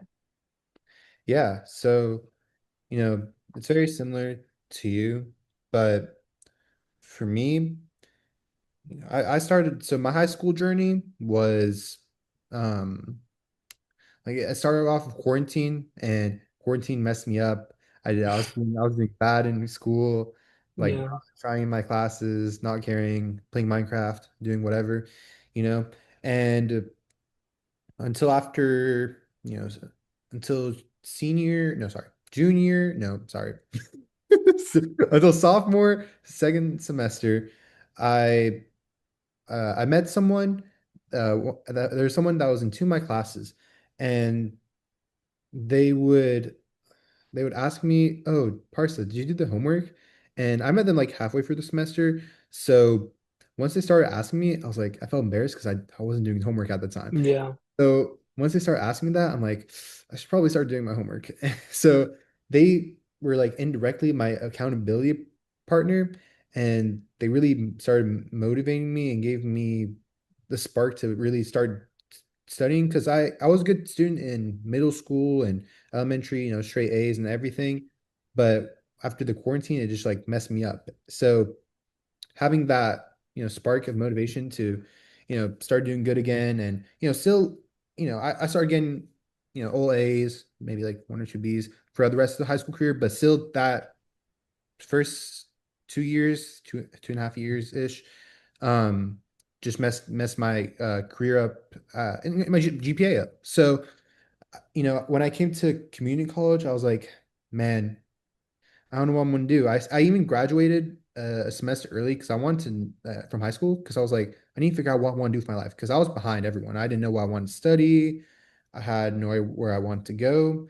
But coming to Calhoun Community College, it really helped me find my sense of belonging through clubs and through the music department and made me into who I am today. And now at Calhoun, I haven't gotten lower than a 96 on like any of my classes, and I've gotten like a 122.5 in a class. So I just, I wanted to show people and become a role model for people that, if they didn't do good in high school, you're put on so much pressure in high school, study for the ACT, do scholarship applications, but no one was there to tell me that. My parents were educated outside the US, so they literally had no idea to tell me any of that. And yeah, for some reason, I guess my best friend didn't wait down. That sounds like throwing shots at my best friend. But no one told me. So just when I came to community college, I'm like, man, like it looked like the end of the road, but I want to prove to people that it's not the end of the road for you. Community college is where you can really it gives people a second chance, and you can really make your life out of it, and make something out of it. It's not the end of the road because organizations like PTK, running for international officer, that gives me a great chance to improve my leadership and do something more with my life that I wouldn't didn't think it was possible when coming to community college. So going back to the question, I want to be a role model for people saying like it's not the end of the road when you come to community college. You can do more and leave an impact on people through service, through clubs, helping people. And community college also helped my sense of belonging through finding my purpose. I've always wanted to help people and I've always liked it, but I don't think I ever realized it was like really my purpose in life. But everything yeah, I do, the music I do and create for people is into service. I want to, public speak and help people because motivational speakers like carried me a little bit, going back to the YouTube thing, I watched some motivational speakers, So being that person for other people, my life is really just giving back to what gave to me. Community yeah. college gave me so much purpose. Music gave me so much purpose. The people that motivated me gave me so much purpose. So I just want to be that person for others. That's the impact I want to make. Yeah. No, But yeah. And just thinking about like just thought right now that happened. yeah, The whole, role model thing that we're speaking about. I had told you, but for those who don't know, like my first ever PTK meeting was the last day to register for Catalyst. And again, I didn't know any of these people. And I heard Kansas City, the Chiefs had just won the Super Bowl at the time. So I was just like, you know what, why not? Um, and and yeah, I signed up for it. And my first semester at community college was, I didn't realize this, but now that I think back at it, I was definitely like in a rough spot. I would be skipping class. I would, I passed my classes, still got A's, but I could have definitely done a lot better than I was doing. I wasn't getting involved in any clubs. So then, yeah, I joined PTK, and I was always not necessarily insecure, but I always had growing up. There was always a bad connotation for some reason with the people I talked to, or the grown-ups about community college. I'm sure you and everyone is familiar with that. Community college is bad, not bad, but it's the easy way out, and you can't do much at community college, etc. So I think I might have had those thoughts in the back of my head and thought I wasn't doing the right thing. So I went to Catalyst, and just seeing the sea of students that were from community college, that were going to community college, doing all these great things. I guess it kind of made me wake up. It was a wake up call, and kind of bring me out of that mindset. I'm just like, there's all these thousands of students who are just like you, so you're doing fine, like it's normal. So I think that definitely motivated me. And then just seeing like the international officers, and like just all the other people there was really like eye-opening to me. And I specifically remember when we got back, and I was, my dad always asked me like, oh, how was it, blah, blah, blah. And I was just debriefing over that. I'd like told him, I was like, I think I know what I want to do. And like I think that definitely shifted something in me.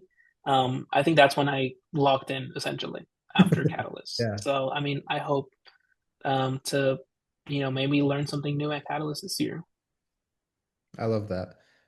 For some reason, like like one of the sentences you just said, like almost made me cry for something. Like I'm not, Whoa. I don't know why I'm crying. No, but like the one you just said, like it's a flow of a bunch of people like you at community college. I don't know, just like that image in my mind just was like I haven't been to Yeah. Catalyst, so I haven't got to experience that. But that image in my mind just made me like emotional. It's like wow, there's so many people that can be just like us, and you know, hopefully a catalyst, hopefully for being involved for PTK, they can find a sense of belonging and, you know, be able to showcase themselves and have their voice, you know. Yeah. So that's something I just thought about too. Wow. So we're going to move along to fellowship. Unless I just asked you that. No, I didn't. Okay. Yes. No. Fellowship.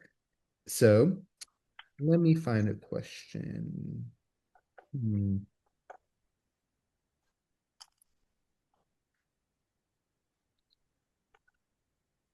Okay. I think some of these we've already like Loki answered. Like Yeah. uh, um what made you feel welcome in PTK? I mean, I feel like, well, actually, I guess the audience doesn't know. So you Yeah. talk about that, your initial, what was happening during that, when you went to Catalyst and all that, and how'd you get welcomed and what made you feel welcome? Yeah, me so asking. Yeah. So, that first meeting again, last day to register for Catalyst, at least for, my chapter. Maybe that wasn't like the last time to register for Catalyst, but that was the last day my chapter and my advisors were registering us for Catalyst. So yeah, I mean, I signed up. I remember just sitting there in the meeting. I wasn't really talking much. Yeah, I mean, and then I think that same day we were voting on IO candidates, I think. So, I mean, I didn't have a say in it because I was like, I don't think I should give my opinion when it's my first day here. yeah. But yeah, and then Catalyst was, I believe, two or 3 weeks after that meeting, and I think we had holidays or a snow, or an ice day or something, because we don't really have snow down here in Texas. Oh, But I don't know, something happened, and so we didn't meet, and we didn't meet. And then Catalyst was the next thing we had. mhm. So, I had met these people for the first time, and then I was gonna drive 7 hours with them in a college van. So I think definitely, like I told you, is like driving for 7 hours, kind of all like sardines in a college van definitely gets to that you definitely get to know those people. And so I definitely bonded with a lot of the people there. Um, Specifically, one of them, her name was Vanessa Jane. I had known her from high school, but she was in a grade above me, so I knew of her, but I wasn't, I didn't know her, if that Yeah, makes yeah, sense. yeah. So I knew of her, so we definitely connected from that. And we just became best buds, and she was my buddy the whole time of Catalyst. Because again, I didn't know what I was doing, so I was like, please, she was basically essentially holding my hand throughout the whole convention because I didn't know what I was doing. But yeah, I definitely became close with her. And then, unfortunately, since I was late to the party, that semester she graduated, which sucked. But she kind of introduced me to all the other chapter members. So now I'm pretty good friends with everybody. Um, I talk to everybody on the daily now, not just in PTK, but outside of PTK. I've met some great friends through my chapter. And yeah, I mean, now that it was my turn to kind of as regional officer, I kind of keep everybody up to date with the regional news, since I have an insight on that. And so when it was my time to kind of talk about Catalyst essentially and just provide my story, I was basically like really like promoting it, and we ended up getting I think about 10 people to register, which is crazy because it's in Baltimore, Maryland now, and we're pretty far from it, Parsa.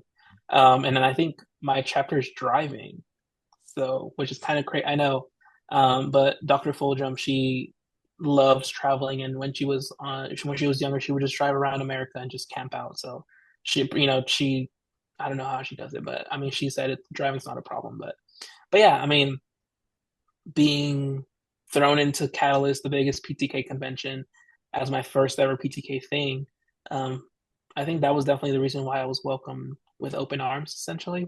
Yeah. Because everybody was nice there. I got to meet some people from I don't even remember, but yeah, and then I became RO, and then the RO team. It was almost the same thing. I didn't know them. I joined midterm, so yeah, I think it's just that Southern hospitality taking Yeah. over sometimes. Yeah, Yeah. Southern hospitality is amazing. yeah. Let's put that basically. But what was talk about your experiences at RO? Ooh, okay. So, long story short, I my chapter ran for RO, and then they won, and then um, the girl was the girl who they nominated was elected as the regional officer. Unfortunately, she had some health problems and other circumstances, so she had to unfortunately resign, sadly. But she's doing okay now. I still keep in touch with her. And so again, I didn't know my advisor that well yet. So they must have seen something in me, and she directly emailed me like, "Hey, there's this leadership opportunity I think you might be good at. Let me know." Like, it was such a casual email. So I was just like, oh, so it's nothing important. You know what I mean? I was like, not that it's something important, but I was just like, she's just so casual about it. She's like, okay, sure. I think it's something I can do. I think I was just finished watching the live action How to Train Your Dragon, I believe. Ooh, that was And I fire. was driving back. That was fire. I watched it like 3 times. But anyways, that's beside the point. So yeah, I responded to her. I was like, sure, why not? And then before I said yes, I asked my dad. I was like, should I do it or not? Because again, I wasn't sure what I was getting into. And my dad, being my dad, obviously told me to do it. So I was like, okay. I was like, I guess I'll listen to you. Um, so yeah, I did it, and then um, there all this paperwork I had to fill out and all this stuff, um, which was another hassle. But um, and then I joined one Zoom meeting that was like essentially my training, but also my meeting with all the other ROs. But it Mm. was also us discussing our upcoming conference. And so after that meeting, I think it was the next week or the next 2 weeks, it was our Texas Honors Institute. And I had to drive. I didn't drive. My dad drove all the way to Seguin, which is about 7 hours away from us. So again, my dad being a great sport, he drove me all the way down there. I met everyone for the first time. I was pretty shy. I didn't talk to anybody. Um, I was dorming with Rogelio, so he was the first person I actually talked to. So he was pretty cool, and it's Rogelio, so why wouldn't he be cool? But yeah, I mean, essentially, I just got to know everybody a little bit better. And then by the time it was our leadership conference in October, I mean, I got to know, it was easy peasy. I just, I was talking to everybody now. Yeah. Um, but essentially just also meeting all the PTK people in Texas. I had no idea the Texas region was nearly as huge as it was. I mean, I knew it was big because I saw the seating chart for Catalyst, but I mean, just really seeing everybody there, it's just crazy. I don't know. And, just talking to different people from different areas of Texas and just how vastly different they are from, the Northeast part of Texas, um, just meeting everybody, talking to everybody, hearing their stories. Just, I guess, maybe it really was that, again, made me more confident in me choosing community college in a sense. Because I'm Yeah. like, they're going through the same thing I'm going through, or hey, they're going through something much worse than me, and here I am complaining about my stuff. You know what I mean? So it really opened my eyes, and I love meeting new people. I'm a little bit of an introvert in a sense, which maybe people won't can't tell since I'm actually, but I have a pretty low battery life, social battery life. Mm, So yeah, but I love meeting new people. I'm a big listener. I love listening to people. Um, so yeah, I think as an RO, just being thrown into it again, I keep on getting thrown into these big things. Um, just meeting new people, meeting the leadership team, um, Professor Linder and Dr. Hargis, which is our associate and regional coordinator. They were, had their open arms for me. They have great leadership training, so I've definitely improved a lot more as a leader through them. Um, so yeah, I mean you know, I think that's my biggest experience as an RO that I always like to share. that's good. Yeah, I want that email you sent me a screenshot of the email they sent you. Yo, shout yeah, out your advisor. Shout out your yeah. advisor. That's Yeah, I mean, she could have sent it to all our chapter members, like, "Hey, does anybody want to do this?" But the fact that was another reason why I said yes to it because she specifically, I guess, essentially chose me. yeah. You know what I mean? She could have chosen anybody. She could have chosen the members that have been there since day one. But I guess she saw something in me, um, and so I was like, you know what? Why not? And then now I'm here. So I wasn't sure what I was getting myself into, but there you go. I got you. Yeah, It reminded me a little bit of like I see this is something else I forgot about, but yeah, I remember it a few times. But when I first became a officer in my chapter, I remember I'm already doing a bunch of stuff on campus, and I mean I was starting to get into a bunch of stuff on campus, yeah. And I was like, man, should I become a PTK officer? I'd emailed like one of the PTK officers that like they had to drop out due to personal reasons or like just conflict stuff. yeah, My friend's like, oh, I know him. So he connected me with him, and he was like, you just ask him if he'll give you his real opinion because he's on the officer team anymore. So I was like, yeah, I guess you're right. And emailing him it was I mean I learned a lot more about PTK and it made me a lot more confident in my decision to do it. And another reason I thought about it today is I'm like emailed one my music, he's not even the music professor at my community college, he's a one at a university. And I talked to him recently. I was like, do you think this will reflect well, or should I do it, or should I spend more time in the studio? Like, is this going to really benefit me in any way, or yeah. like, should I do this? And he's like, it will. I mean, you should do it. And you know, I couldn't imagine being here. If I said no to that, like if I didn't accept it, because I went for the interview and then I got accepted, and then I tried to like go for the terms, Um, like, oh yeah, sure, I'll do it. So I was already, halfway, most of the way there. And I was like, man, I mean, I'm so happy I did it. I couldn't imagine what came out of it. And yeah, I mean, that just reminded me of it. Just imagine if I just said no to that decision. And no, yeah, literally. it translates to a lot of my other things in my life. I'm a person that I keep racking up stuff, I guess. Like if someone's like, oh, would you be able to do this for me? I'm like, man, I probably don't have time. I end up doing it. Everything I do nowadays, it's like people back when I was starting the stuff I do in campus, when I was just starting to like, man, that's gonna be so much more if you'd add this one more thing off like two things, right? So then now that I'm up to like 15 things and I Yeah, keep adding more, no one says anything, but it's more significant than that one versus two. Now it's like yeah, even more. So it just keeps adding on. And I'm like, but now I have so much like I feel really confident in my ability and I always finish. the things I need to do and exceed the expectations. And I haven't like failed so far. So Yeah. I feel like I can just take on anything I can, and especially with this stuff now. I'm like, everyone's like, man, are you gonna have time to even do this? Like, it's even all of us as officers, all of us as candidates, we're Mhm. doing so much, and then being able to do this on top of that, I mean, just shows all our strengths as a leader, and it's a beautiful thing. It's a beautiful thing. It's Yeah. I think I'm kind of the same way too. Like I like the feeling of being like super busy, yeah, but then there's also has its downside. But then like when I have like, an open week or where I'm not really doing much, I get bored, but yeah. it also feels nice to not have much, so I'm kind of, flopping around those two. But I definitely agree with you on that. I like the idea of just being busy and having stuff to do.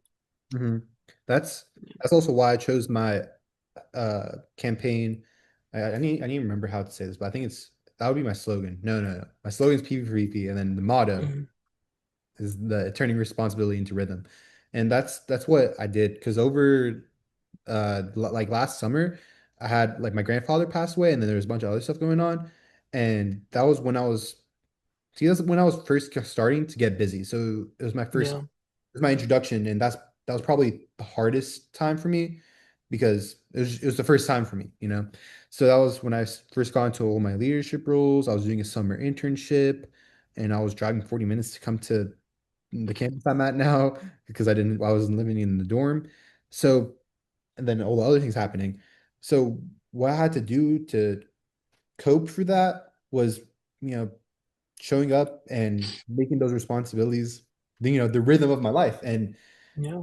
those are the things that, making sure I stay grounded in my tasks. And I mean, actually, yeah, the grounded in my tasks and learning, how to work with the stress and, you know, remembering that I have to show up to the things I have to do and, stressing about other things that I can't control, you know, it doesn't make sense. I should only focus on what I can control and do great at those things and use that energy to do great at those things. And that's what I wrote about in paper that I got like there's what SKD is? There's Sigma Kappa Delta Initiative. Sigma. Yeah. Yeah. So, I submitted that paper. I got first place in personal writing essay, and then I won best in convention. I'm going to go present it straight after Catalyst. I have a flight from Baltimore all the way to New Orleans, like straight from there. And I'm going to be presenting my paper, and that's what I wrote about. So that's been pretty cool. But Nice. I'll move on to I think well yeah. Did I have something else I was going to ask about that? No, no, that was what I'm saying. All right. So now I mean, we've been talking for a good minute. So let me see if I don't think there's another league fellowship question I'll ask. Oh, wait. No, no, that's what we're talking about. Um, okay, this isn't even the question on my list, but something I was thinking about. Um, you say you're introvert, correct? Yeah. So what's one thing that you value in a leader? Because in my personal opinion, I mean, this is something I think about whenever, like, if there's someone introverted, I always make sure I talk to them and make sure I ask Yeah. opinion because they might be nervous to say something, and or they might think it's a bad idea, but I always think it's important for everyone to say their opinion. So, like, is there something actually, yeah, is there something that you wish? Actually, what's something you value in a leader? I guess, yeah, I guess that might be a way to. I think, yeah, I mean, like what you said is just like making sure everybody speaks or at least getting an opportunity to speak because I know not everyone wants to speak up. I think I'm not as an introvert as I was like last semester, honestly. Mhm. But whenever I was really just like starting off in the PTK meeting, just kind of quiet and not really talking as much. Now I have to talk at the meetings as the news person, I guess, the regional news person. Mhm. Um, I definitely really appreciated what my president, which her name was Allison at the time, did was like she went around and like asked everyone for their opinion, and like she was really just open about it. But what I think it really just goes down to is the authenticity of the leader.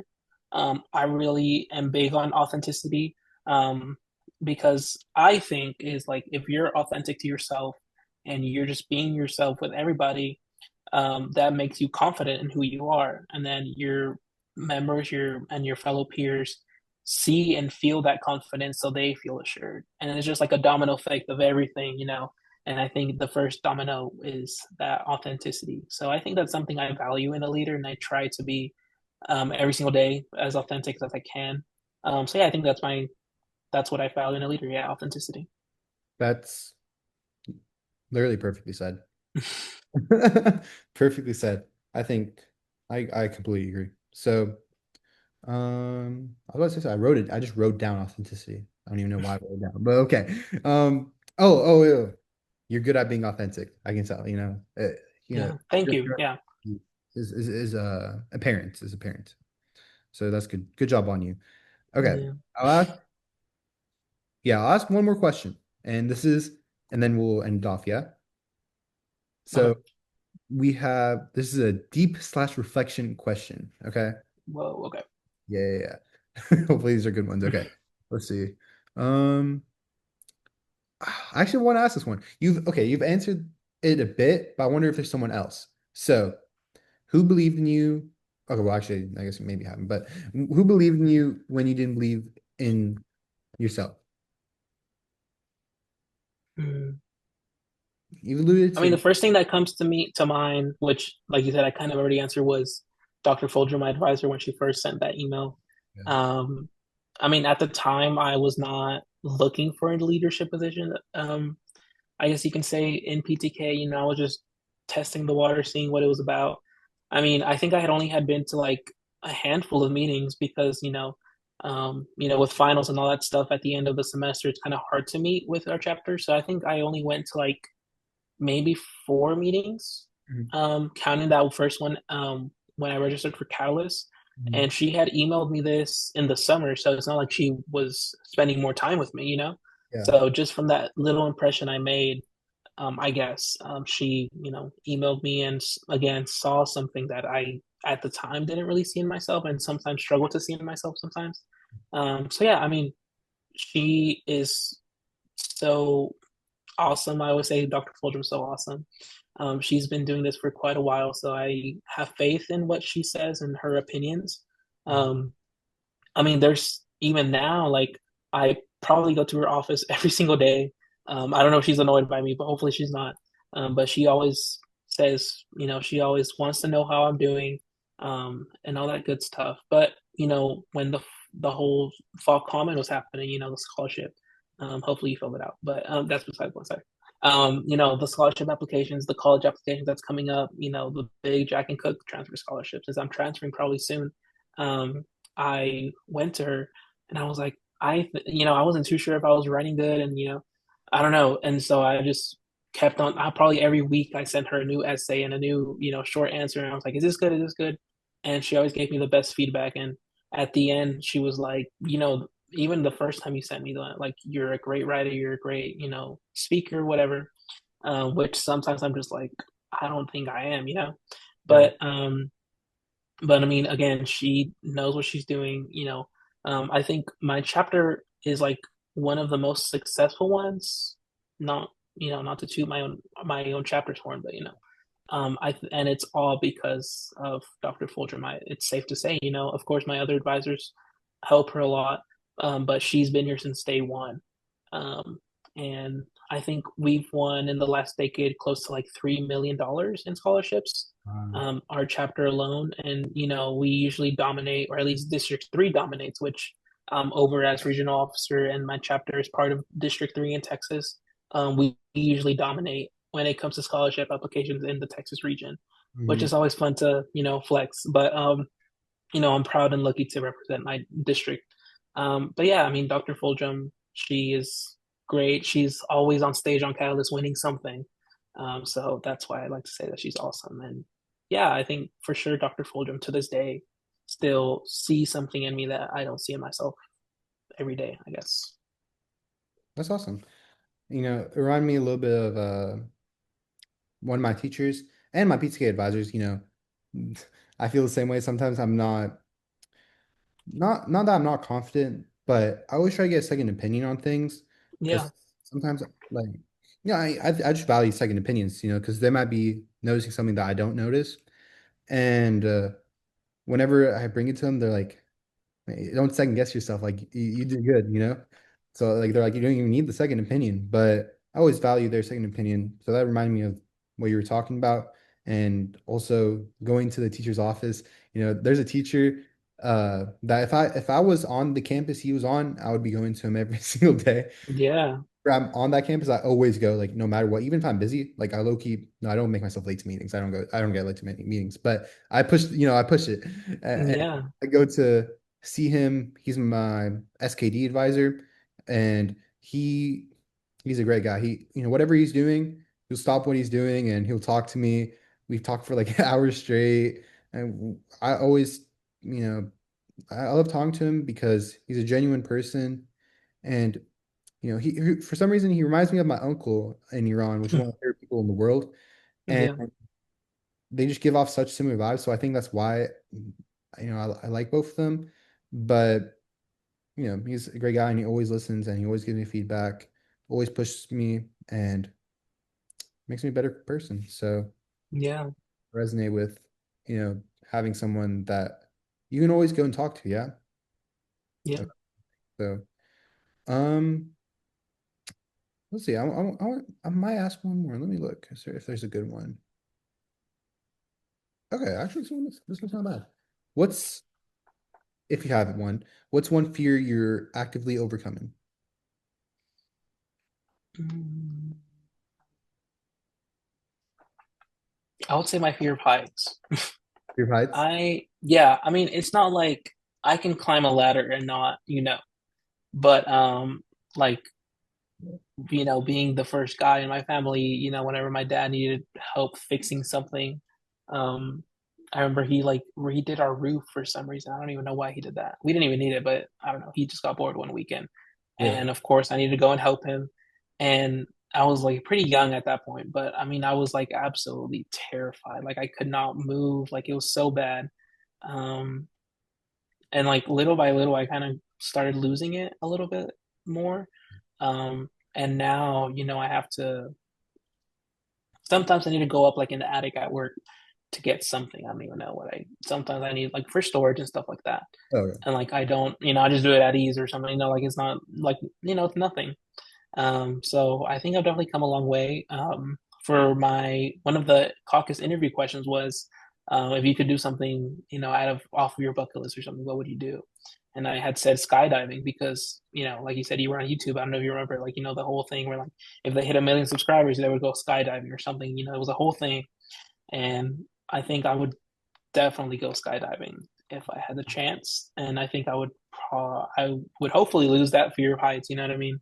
But I mean, yeah, I think whenever you step out your comfort zone and face your fears, essentially, like you do great things. Honestly.